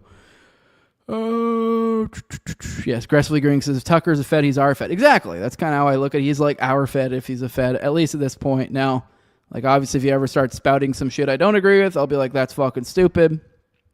Continuing on, what's we got? Good morning, Des. Oh, I think I already said good morning. Good morning, JMS. Good morning. Saying Smith Muntak controls everything. Yeah. Mr. Wokereich says, I don't trust Tucker until he has already dead on. Yep, you can't trust him until that happens for sure. All right, let's get into the last segment of the day, talking about where the Tates part of the Matrix all along. Well, there was a Tate expose that dropped. Well, I don't know. I kind of like to, every day dig a little bit into literature. So before we get into the expose, I figure we dig a little bit. It seems to be on theme, but before we get into the Tate expose here, let's do a little bit of a historical expose on somebody named Craig Spence, who was a CIA agent or asset whose private parties drew CIA Director William Casey and a friend Roy Cohn. His associates Larry King ran the Franklin Credit Union as an Iran-Contra money laundering op within what attorney John DeCamp called an international crime syndicate / child abuse ring. Now, this is the sources they knew by Sarah Kendzior, the Franklin scandal by Nick Bryant, the Franklin cover-up by John DeCamp, and the Medusa file by Craig Roberts. These are some of the excerpts he's pulling from here. I'll give this a retweet for you guys if you want to check out the full stuff, whereas I'm just going to probably mostly just read the highlighted portions of these, although it's pretty much almost entirely highlighted. But let's dig through a few of these. It says, both King and Spence were part of mainstream Republican circles speaking at or hosting GOP conventions and galas. On June 30th, 1989, the Washington Times revealed more of the guests who had attended Spence's parties. They include William Casey, the director of the CIA from 1981 to 1987, right-wing ideologue Phyllis Schlafly, and Joseph DeGenova, who was a U.S. attorney for the Reagan administration. DeGenova would go on with his wife, Reagan Deputy Assistant Attorney General Victoria Toensing, to work with Mafia-affiliated oligarchs and serve as Donald Trump's legal advisor in both of his impeachment trials. Numerous interviewees confirmed that Spence's house had two-way mirrors used for surveillance. One interviewee, an anonymous businessman, said Spence told him that the CIA intended to double-cross Spence, kill him, and make it look like a suicide. The Washington Times also identified Spence as a good friend of Roy Cohn, the notorious lawyer and GOP operative who had Representative Joseph McCarthy and the leading families in the New York City Mafia, before going on to mentor Donald Trump and his future campaign advisors Paul Manafort and Roger Stone. Cohn, who died in 1986, was rumored to have operated his own sexual blackmail operations from the 1950s onward. Among those who may have been ensnared in a blackmail operation involving both Cohn and the organized crime figures with whom he associated, like Cohn's colleague Louis Rosenstiel, a bootlegger turned entrepreneur connected to Meyer Lansky's syndicate, was FBI head J. Edgar Hoover. Continuing on, Spence would divulge to Washington Times reporters that friendly intelligence agents bugged all the parties at his Caloroma home, and he repeatedly alluded to the fact that he was in the CIA. Rodriguez and his fellow reporters looked into Spence's claims of being CIA. We had close sources disclose that Spence wasn't a direct employee of the CIA, but they confirmed Spence was a CIA asset, Rodriguez told me. The Washington Times also reported on Spence's frequent hints to friends and associates that he was affiliated with the CIA, and the Washington Post targeted that too. The Washington Times ran a salacious June 29th, 1989 story that highlighted Spence's astonishing ability to play the puppeteer and pull strings, homosexual prostitution inquiry, snares, VIPs with Reagan, Bush. The article subheadline read, "The Call Boys took midnight tour of White House." The article reported that Spence arranged a 1 a.m. tour of the White House that included a couple of male hookers. The article also revealed that Spence stopped by DC's ABC studios shortly before the midnight tour and introduced a 15-year-old boy to his old friend Ted Koppel. The Washington Post quizzed Koppel about his friendship with Spence, but Koppel declined to speak in depth about Spence because Koppel said that he planned to write a story about him 2 decades later. I'm not aware of Koppel ever writing anything about Spence. Another excerpt here. According to the camp, federal investigators closed the credit union. Now they're talking about the Franklin Credit Union. This is the Franklin scandal here. This is John DeCamp. He closed the credit union in 1988 for investigation after a Nebraska Senate investigating committee discovered over 100 children had been used in an international child abuse ring being run in part by Franklin's chief executive officer, Larry King. No relation to the TV talk show personality. I've made that mistake myself. Here is a statement from Paul Bonacci, one of the victims. He says the real activity I and Alicia Owens, another one of the victims, and occasion Troy Boner, another victim, were engaged in was functioning as drug couriers and recruiters of children for Alan Baer and Larry King. They were buying and selling large quantities of cocaine into the Midwest and using us as mules to obtain the goods from the various airports and get the drugs delivered back to Omaha. Other prominent and wealthy Omaha citizens were also involved in this. The sex activities we did were just tools to blackmail or compromise or pay off some judge or businessmen or policemen or politicians generally here in Omaha and Washington or other places. DeCamp's book placed the main players in the middle of a national and international organized crime syndicate engaged in pedophilia, pornography, Satanism, drugs, and money laundering. Because of the number of politicians and bureaucrats involved on the national level, one can only imagine the impact on national security. Anton Scheitkin, in an article titled "Franklin Witnesses Implicate FBI and U.S. Elites in Torture and Murder of Children," wrote, certain figures linked to the Omaha case and their associates in the intelligence community are said to have managed homosexual compromising operations to keep congressmen, judges, military officers, diplomats, and foreign leaders in line. The Franklin Credit Union is widely suspected of being among the savings institutions used for money laundering by the CIA and others for Iran-Contra adventures. This precisely defines where Omaha's Larry King showed up in Washington, D.C. in the bizarre homosexual wing of the Republican Party, which managed financing and public relations for the Iran-Contra gun for drugs trading games. According to Bonacci, we're back to the victim, he was plunged into what he describes as a satanic worship cult that has close ties to the intelligence services and deep cover factions of the military. Bonacci told investigators that the cult ring was centered at Offutt Air Base outside Omaha, the headquarters of Strategic Air Command before its dismantlement and closure by the Clinton administration.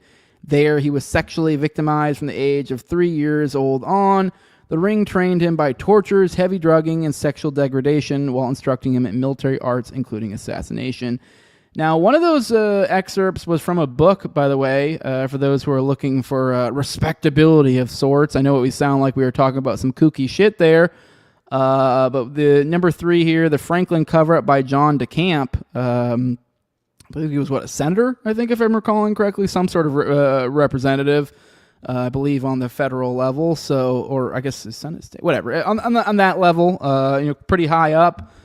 So there gives you a little bit of credibility for those who are looking at it. You have a senator who wrote one of these books implying that this entity was involved in child trafficking. So I know it sounds crazy. It's astounding that this would happen in the United States, but it does. And now am I saying, I know I kind of used this to kind of start off our conversation on the Andrew Tate expose. Now am I saying Andrew Tate is CIA? No, I don't know. Would I be surprised? Not particularly. Do I think he is? Not really. I don't know, maybe. Doubt it, kind of, but am I saying this because he said he's part of some sort of homosexual sex trafficking ring or something? No. Is he part of a sex trafficking ring? Perhaps. That's kind of what we're talking about today. Now, it is, obviously you think about this and some of the people he's tied to, Hell, even some of the rumors of the chicks that he supposedly smashed. It wasn't like Lauren Southern, I believe, is accused him of rape. Didn't he? Like a lot of people think, what Michaela Peterson, I think, what Jordan Peterson supposedly. A lot of people think they. But anyways, he's kind of cavorted with all sorts of people. Hell, he was even close friends with Candace. Like people tie them in together.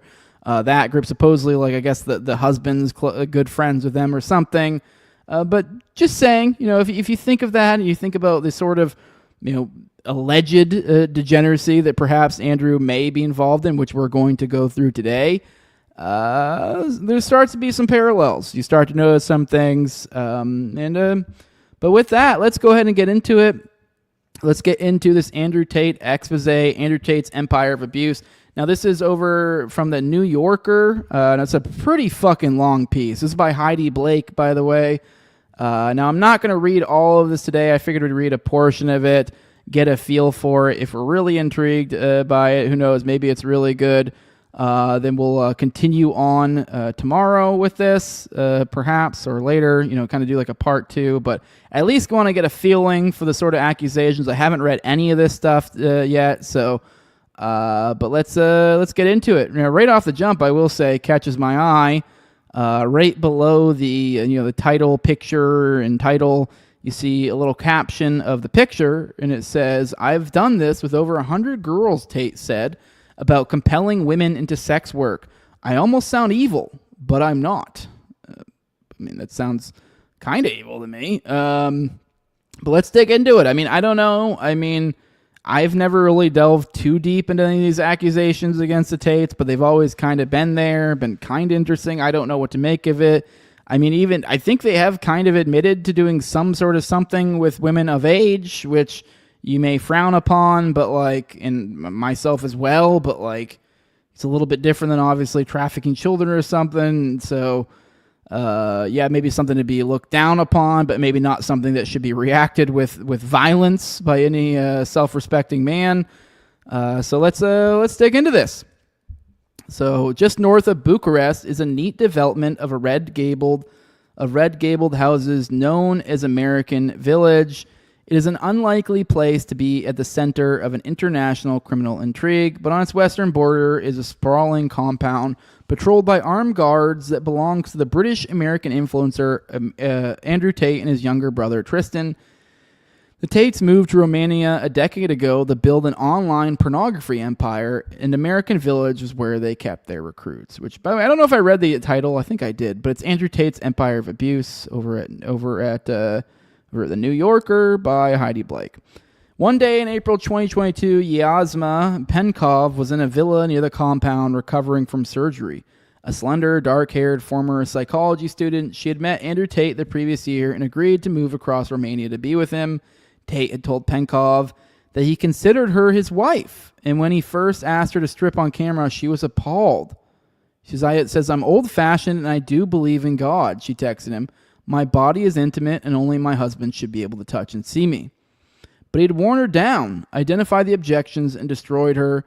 He wrote in private messages describing her recruitment. She never believed in God. Women never believe in anything. So far we're 2 paragraphs in. Yeah, that's kind of gross. Obviously manipulative, but she's an adult being manipulated. I don't know. Don't be easily manipulable. Tate presided over an online network called the War Room, in which for a fee of about $8,000 a year, he promised to free the modern man from socially induced incarceration. Members learned how to recruit women into quote-unquote sexual slavery in a series of tutorials that Tate called his PhD or pimping hose degree. Okay, that's kind of funny. He had used Penkov as a teaching case, reporting on her subjugation over the secure messaging app Telegram. "I've done this with over 100 girls," he told members. "I almost sound evil, but I'm not. I'm a shepherd, leading the sheep." Gross. Penkov had become an online sex. What a gross way to frame that. Especially, that's almost like religious language. But anyways, the Penkov had become an online sex worker who staged live shows through the night and posted pornography on OnlyFans. The Tate had paid her to have her teeth fixed and then to have her breasts enlarged. The words Tate owned were tattooed in swirling letters across her upper arm, along with a cobra Andrew's personal insignia. She remained passionately devoted to him. I love you enough to fight for you, compromise for you, and sacrifice myself for you, she texted him. Penkov was not alone in her devotion. The Tates used the same method to recruit all the women who came to American Village. You have to fuck them, and they have to love you. It's essential to the business, Andrew explained in a video sold to War Room members. You have to be militant with your fucking pimping. Says, I have pieced together an account of Tate's activities from thousands of private messages, internal documents, sealed prosecutorial files, and court records, as well as scores of interviews with the Tates, their associates, and more than a dozen alleged victims. The Tates had moved to Romania from the UK in 2015 after 3 British women accused Andrew of rape and strangulation, and the brothers seemed to operate there with impunity. Court records show that local police sat on at least 2 reports indicating the Tates were coercing Romanian women into sex work. Andrew openly discussed bribing law enforcement officials in war room chats and bragged on social media about his connections. Everyone wants to be friended with the pimp, he wrote in a since-deleted tweet. Doubt me, Epstein had access to pussy. Look at his fucking friends list. Penkov had been entrusted into supervising new arrivals at a villa in American Village where the brothers housed sex workers. Tate called her his mafia wife and told her it's important you and I work together and just control them all. She had become an eager accomplice. We're the power team, she told him. Penkov was concerned about the latest recruit, a 20-year-old aspiring musician whom Tristan Tate had romanced on a recent trip to Miami. The musician had refused to strip on camera, insisting that she had come to Bucharest to teach Tristan piano. We got some news for you, lady. Penkov found her demeanor weird and secretive. I mean, yeah, she had caught her talking fervently in her bedroom with another reticent newcomer. Yeah, maybe because you like tricked her into thinking that you were going to teach her piano, and like now you're like, show your titties on camera. That day in 2022, Penkov heard a hammering at the front door. Another recruit went to answer it, and a voice asked if the American woman was inside. When the worker said yes, there followed a cacophony of voices, radios, and pounding boots as police stormed the property. Turned out that soon after arriving in Bucharest, the American had begun sending distress messages back home. These guys are actually evil, she had written. They are definitely trafficking women. The other woman in the house seemed brainwashed, she said. The U.S. Embassy was alerted and swiftly notified local police. SWAT team was deployed to take the women in the villa into protective custody. Now, I will say, it sounds like they're like with the trafficking aspect of this, like, yeah, these are adult women, but there's another interesting component where it's like, I mean, as I just point out with that last chick, like I'm assuming, Tristan, romanced her and then moved her from, where did they say she was at? She was in Miami. So he met her in Miami, romanced her, brought her to Bucharest, like, oh, come here, you'll teach me piano. And the next thing you know, you have some other weird, like, the bottom bitch of the fucking harem being like, let's get you on film. Let's do it. You're like, you essentially she's being brought, across the world and then now being put in this weird situation. It's her own fault, obviously, to a degree that she allowed herself to be brought there. But obviously there's, like, I'd say it's like fraud to some degree. Like you likely lied to her and implied some things. Now, it is a mixed bag. I mean, every guy knows that, like, if unless you're crazy explicit about like what you are or what's going on, like, people will read. So, like, maybe, to be fair, there might be some sort of like reading into things done by this lady, and who knows, maybe Tristan did really throw out like some things of like, hey, this is what I'd like, or this or that, or said it in ways to where she was able to sort of dismiss it in her head, and or maybe lower it in importance and put other things in more importance. So maybe to some degree she tricked herself, but there is, I don't know, it's a little bit ambiguous. It does feel kind of fraud-like. You are tricking these women in some regards to come across the world. It's one thing if, like, it's a different story when you bring them across the country and then now they're, like, stuck there. It's like, what are they going to do? So I can sympathize. It's a little bit more of a complicated situation. Continue on. The Tates were questioned, and one of Romania's leading organized crime prosecutors opened an investigation into suspected human trafficking. But the brothers were quickly released, and Andrew waved away reports of the incident, claiming that it had been a prank. He had been saying for years he was above the law, and he saw no reason to doubt it now. At the time of the raid, Andrew Tate was on the cusp of becoming one of the most famous men on the planet.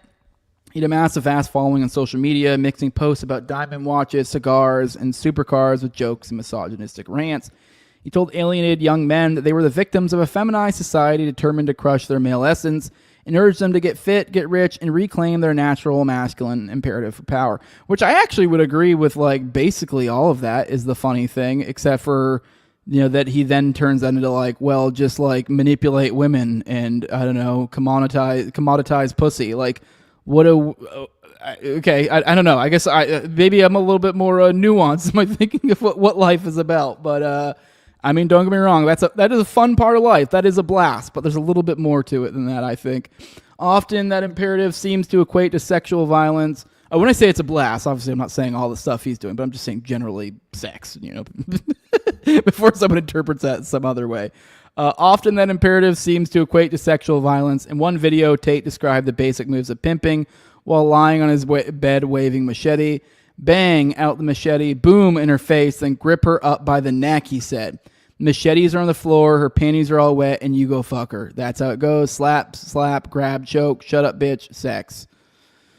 The Tate had risen to prominence in the online realm of incels, pickup artists, and red pill believers known as the Manosphere, and he'd engineered an ingenious way to expand his reach. Not long before the raid, he'd launched Hustlers University, an online school that for $49.99 a month taught modern wealth creation methods, including an affiliate marketing program that functioned as a gigantic content factory. Members were given access to a library of Tate's videos and earned commissions by reposting clips to attract new subscribers. More than 160,000 students enrolled, pumping Tate's content and algorithms already primed to amplify extreme ideas. In the months after the raid, videos tagged hashtag Andrew Tate were viewed more than 12 billion times on TikTok alone, and he became one of the world's most Googled people. His followers spread his rhetoric to millions of homes and classrooms. Teenage boys around the world barked Tate's slogan, "Make me a sandwich," at female teachers, and reports spread of sexual aggression by his followers. Tate's enormous reach made him a political force. He'd always been an enthusiastic supporter of Donald Trump. He's grabbing bitches by the pussy. I like that guy, he once said, which, I mean, whatever. That is, who cares? And he became a singularly influential proponent of masculinism, a creed devoted to countering feminism and restoring the patriarchy that helped unite the disparate factions of the MAGA coalition. Tate called for women to be stripped of the vote, barred from the workplace, and forced to procreate. By comparison, conservative politicians' efforts to erode reproductive rights and roll back gender equality laws seemed moderate. I have shifted the Overton window heavily since I became famous, Tate bragged.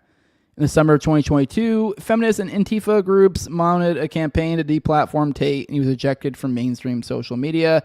But the bans only enhanced his fame, with conservative pundits hailing him as a free speech martyr. We're adults and Americans, and we'll listen to anyone we want, Tucker Carlson said as he welcomed Tate onto his Fox News show. Tate played his part adroitly. When someone who's championing men's issues like myself comes forward and finally manages to garner huge percentiles of the public's support, I'm silenced, he said. He made a deal with the right-wing streaming service Rumble, which had recently received major investments from Peter Thiel, the tech billionaire, and J.D. Vance, Trump's future vice president. The details have not previously been confirmed, but a confidential contract shows an agreement to pay Tate at least $6 million a year for a weekly quota of 5 short videos and a 30-minute live stream. Okay, that doesn't sound like bullshit at all. His presence inspired a 45% increase in active users, sending Rumble to first place on the Apple and Google charts. A few months later, Elon Musk bought Twitter and reinstated Tate's account. Some of these big deals just feel like fucking money trafficking to me, but whatever. Or laundering, I mean to say. When Tate was arrested on human trafficking charges, his allies defended him. Donald Trump Jr. called the case absolute insanity, and Musk suggested that the authorities were targeting the Tates while ignoring actual sex trafficking. Carlson, who had just released a documentary called The End of Men, devoted hours of airtime to proclaiming Tate's innocence. So did the right-wing podcaster Candace Owens. The activist Charlie Kirk praised him on stage. What he says is so powerful, Kirk said. Our society is configured towards collapsing the American man. Prosecutors went on to allege that the Tates had trafficked dozens of women by using romantic relationships to lure them into sex work. Though the brothers were released from custody, they were barred from leaving Romania. Tate issued a defiant statement, "The Matrix has attacked me, but they misunderstand. You cannot kill an idea." To fight the charges, he hired an expensive team of lawyers, PR operatives, and private detectives. Tate's representatives claims that he hadn't really meant what he'd said online about sexually exploiting women. He'd simply been playing a character for entertainment. At the same time, they devised a campaign to attack his accusers with scores of legal filings, while Tate's affiliate network harassed and smeared them online. Even one of his team members described it as a textbook victim intimidation. As the 2024 U.S. election approached, the team saw an opportunity. Tate forged relationships with Barron Trump and Donald Trump Jr.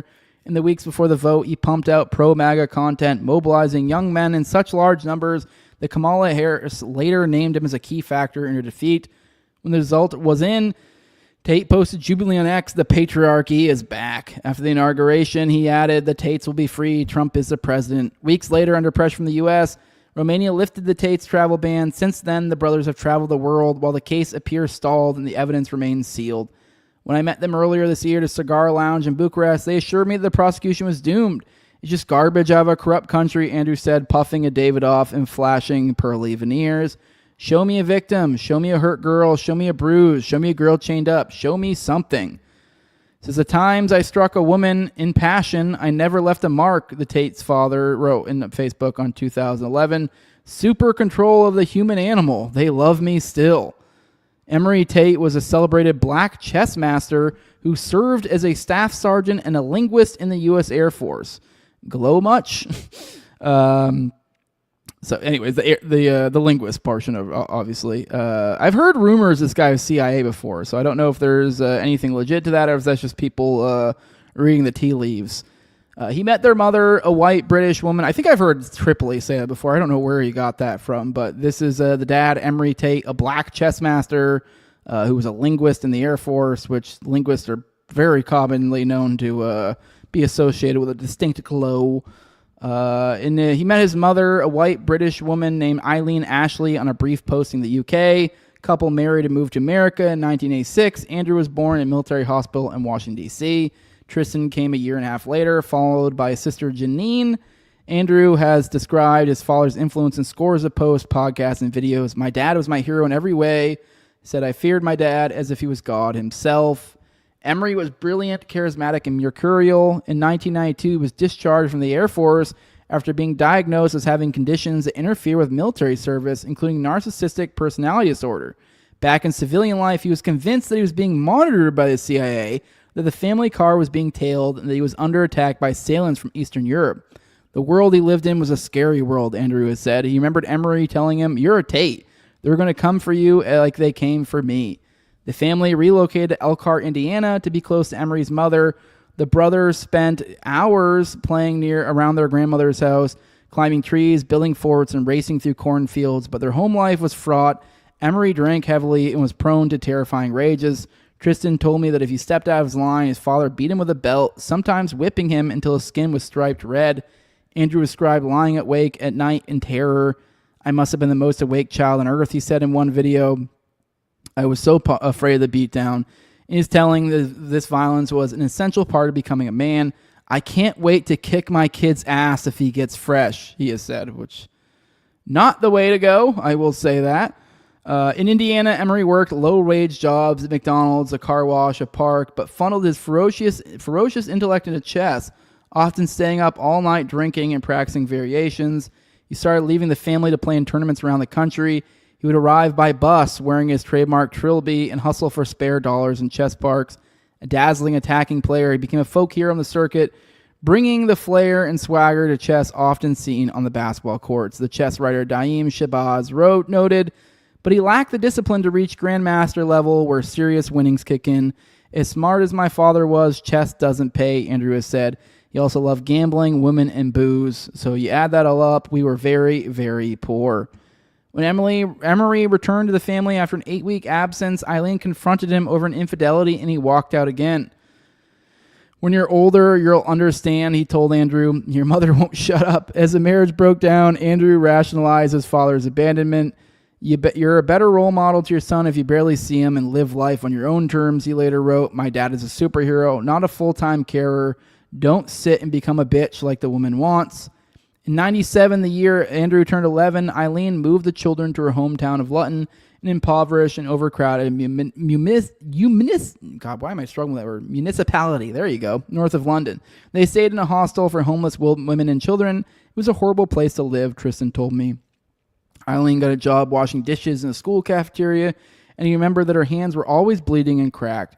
Eventually, they moved to the Marsh Farm Estate, a housing project plagued by crime and violent riots. The Tates went to a failing school where they were bullied for their American accents and shabby clothes. Emery occasionally sent money, and the brothers would walk to a payphone to call him. My father raised me over the phone, Andrew has written. I was still afraid of him 3,000 miles away. I think we'll bring our coverage of that to an end today. I'm going to be honest, I'm pretty interested. Tell me what you guys think in the chat. Do you guys want to keep going on this? We got a little bit of a look into it. I don't think it really went too much into the accusations. I guess we get kind of like the broad beats a little bit here. Went a little bit into his past. That's interesting. So sound off in the chat. I think I want to do another part of this. Now, I've actually, by the way, I don't think we've even made it like 10% through this article. So there's a shitload more here. So, I mean, hell, we can make this a whole ongoing series digging into this, covering this piece if you want to. But I would like to dig a little bit more into this. So let me know in the chat if you guys are feeling this, if you want to keep going. If not, whatever, we can abandon it. Maybe I can read it on my own time or something, but find this particularly interesting. So you guys let me know if you guys do as well. With that, let's roll the chat one last time, and then we'll get out of here. I do have an outro for you guys, as I tend to do. But with that, let's roll the chat. Checking on you beautiful folks one last time, and then we'll get on out of here. Good morning, Tara Jackson, saying good morning to all the homies. Good morning, good morning.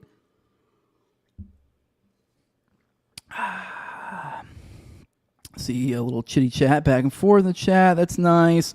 Tara Jackson says what they did to Alicia Owens extremely wicked. Yeah, it is pretty fucked up what they did to Alicia Owens. I forget all the specifics of her. I think what they charged her with like perjury, I think she ended up actually going to jail for perjury during all of this, but she stood her ground and was like, I'm not fucking lying through all this. I think now she runs some sort of Epstein Center or something with Nick Bryant. So, but yeah, pretty awful what they did to her and pretty much all the victims, because they pretty much attacked their their inadequacies, their vices, in which there were many for those people, but these were also child victims. So it's like, yeah, surprise, surprise, they're fucking hooked on drugs after they got raped as children. Who would have fucking thought?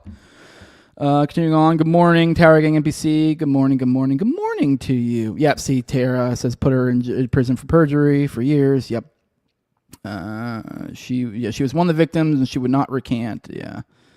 Continuing on.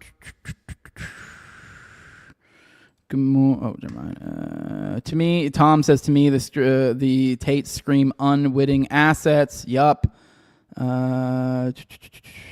Yep, I agree. Let's see what else we got in here.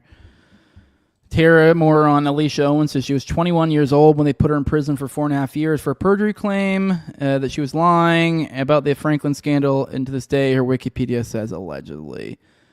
She's working on the Epstein files, says Tara. Yeah.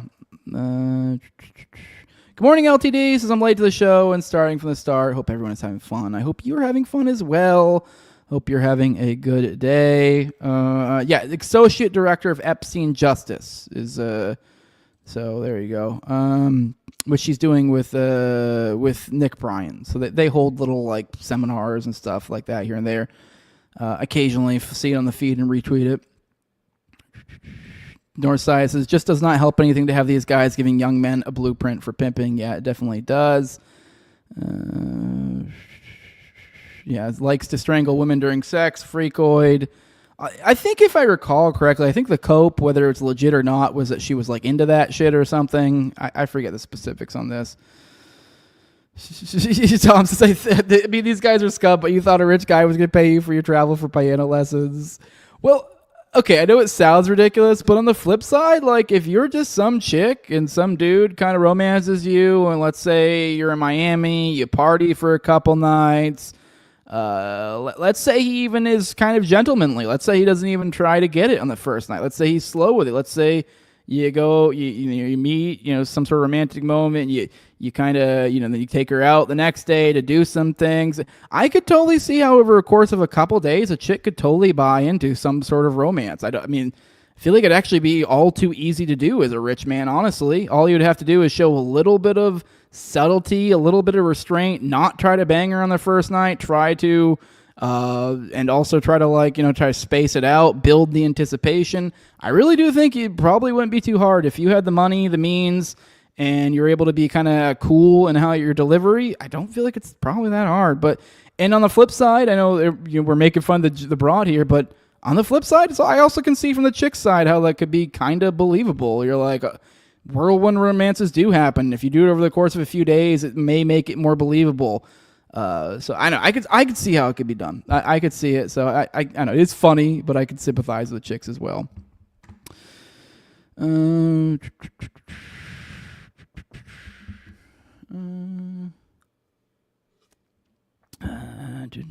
Tom says, I really hate defend the Tates, but it seems like a bunch of these women are being retarded. He likes me for my brains. It's a girl with room temp IQ and giant jugs. Yeah, I will say it is pretty stupid, but I mean, I don't know. It's hard to get a feel for it. It is all pretty damn ambiguous. Let me keep going.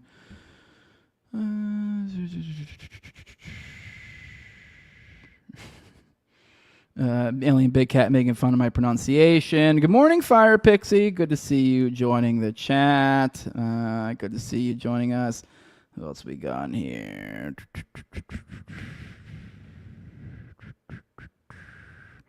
Man, a lot of chat. I gotta get through here. Tom33 says, did he just say that black guy played chess like basketball? He did. I got that too. It was pretty funny. Yeah. Taking advice from someone from the Balkans was the first mistake, is aggressively agreeing. Let me see what else we got in here. Man, so many chats to go through, and they're mostly just little chats between you guys back and forth.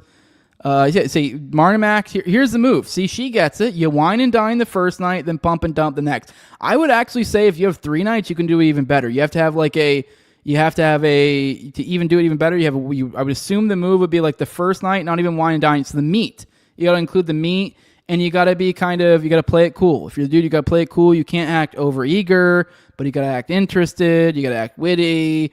And you don't linger. You let it be a short interaction of whatever it is, and then when you pull away. So you leave her wanting more, and then you wine and dine the second night, and then the third night. That's when you pump. You don't even dump. That's the whole point. And then that's how you trick her into being like, oh, this is a whirlwind romance. I think it's completely believable. See, there you go. See, Tom or Tara is very easy to do. Speaks real slick to dupe maybe even the most intelligent and aware of women. Yeah, exactly. So, but yeah, with that, guys, we're finally in the chat. Man, there's so many chats to go through. You guys are talkative in there. But with that, guys, we're gonna get out of here. I didn't see anyone. Does anyone? What are you guys' thoughts? Tell me in the comments, if not in the chats. Do you guys want this do you want to keep going over this? You want to cover this tomorrow? I think I want to, so I may just say, suck it, and whether you guys like it or not. But let me know whether you want to hear more about the Tates. I was particularly intrigued, so we may continue doing that tomorrow. But with that, guys, I do have a fun outro for you that we'll play. But for those who want to support my show, leave a like, share, subscribe, comment, leave a 5-star review on iTunes or Spotify. You can find the show on YouTube, Rumble, all the major audio podcatchers, and Twitter as well. On Twitter, that's at TowerGangJose. Everywhere else, that's the No Way Jose podcast. If you want to support the show the best way you can do it with money over at patreon.com/NoWayJose2020. Top left-hand corner, a QR code if you want to use that instead. At the low level, $2, you get access to early episodes. I try to do about 1 to 2 of those per week. Try to keep about 3 to 4 of them behind the paywall at any given time. Just had Austin on last night. We did part 3 of Waco Weirdness. We have Already Dead tonight, by the way. And then tomorrow I have Matt joining me, Matt Wolfson. And then Thursday I will have Doom Mentori to talk about the Years of Lead again. So... but I also give you guys access to ad-free RSS feed, give you guys access to Telegram, give you access to pre-show, post-show, and video calls on me and Austin's weekly live call-in show, Already Dead, which is tonight at 9:30 p.m. Eastern. That's Tuesdays.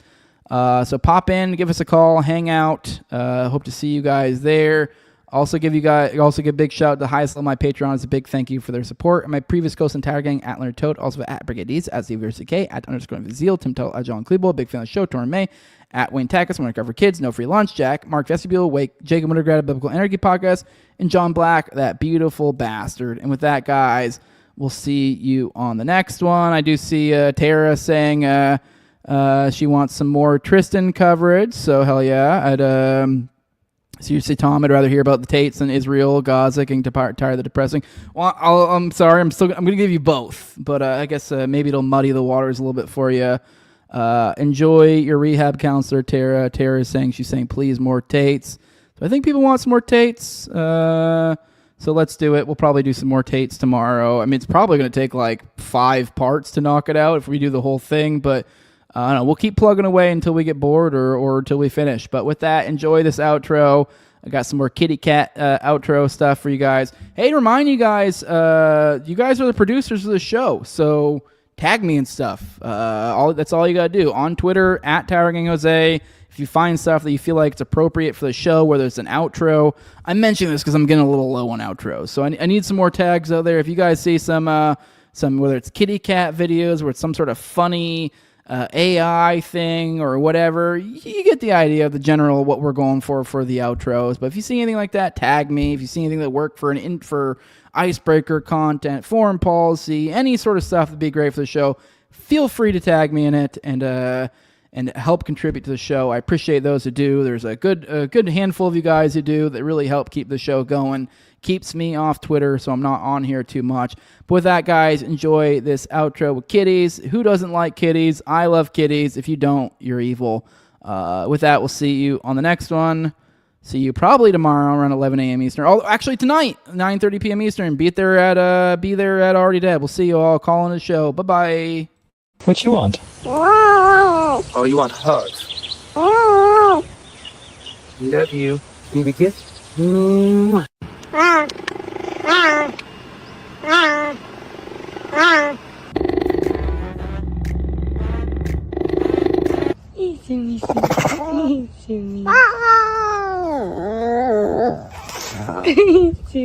Hi, I love you.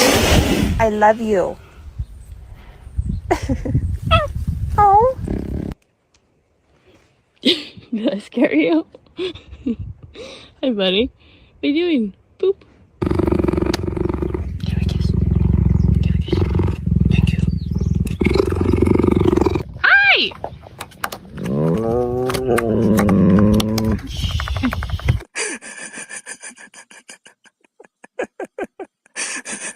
Clouded leopard fun facts with Skylar.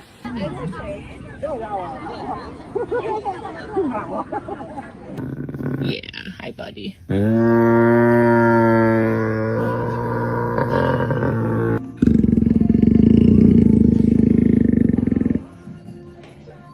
Патрик, ты не белка.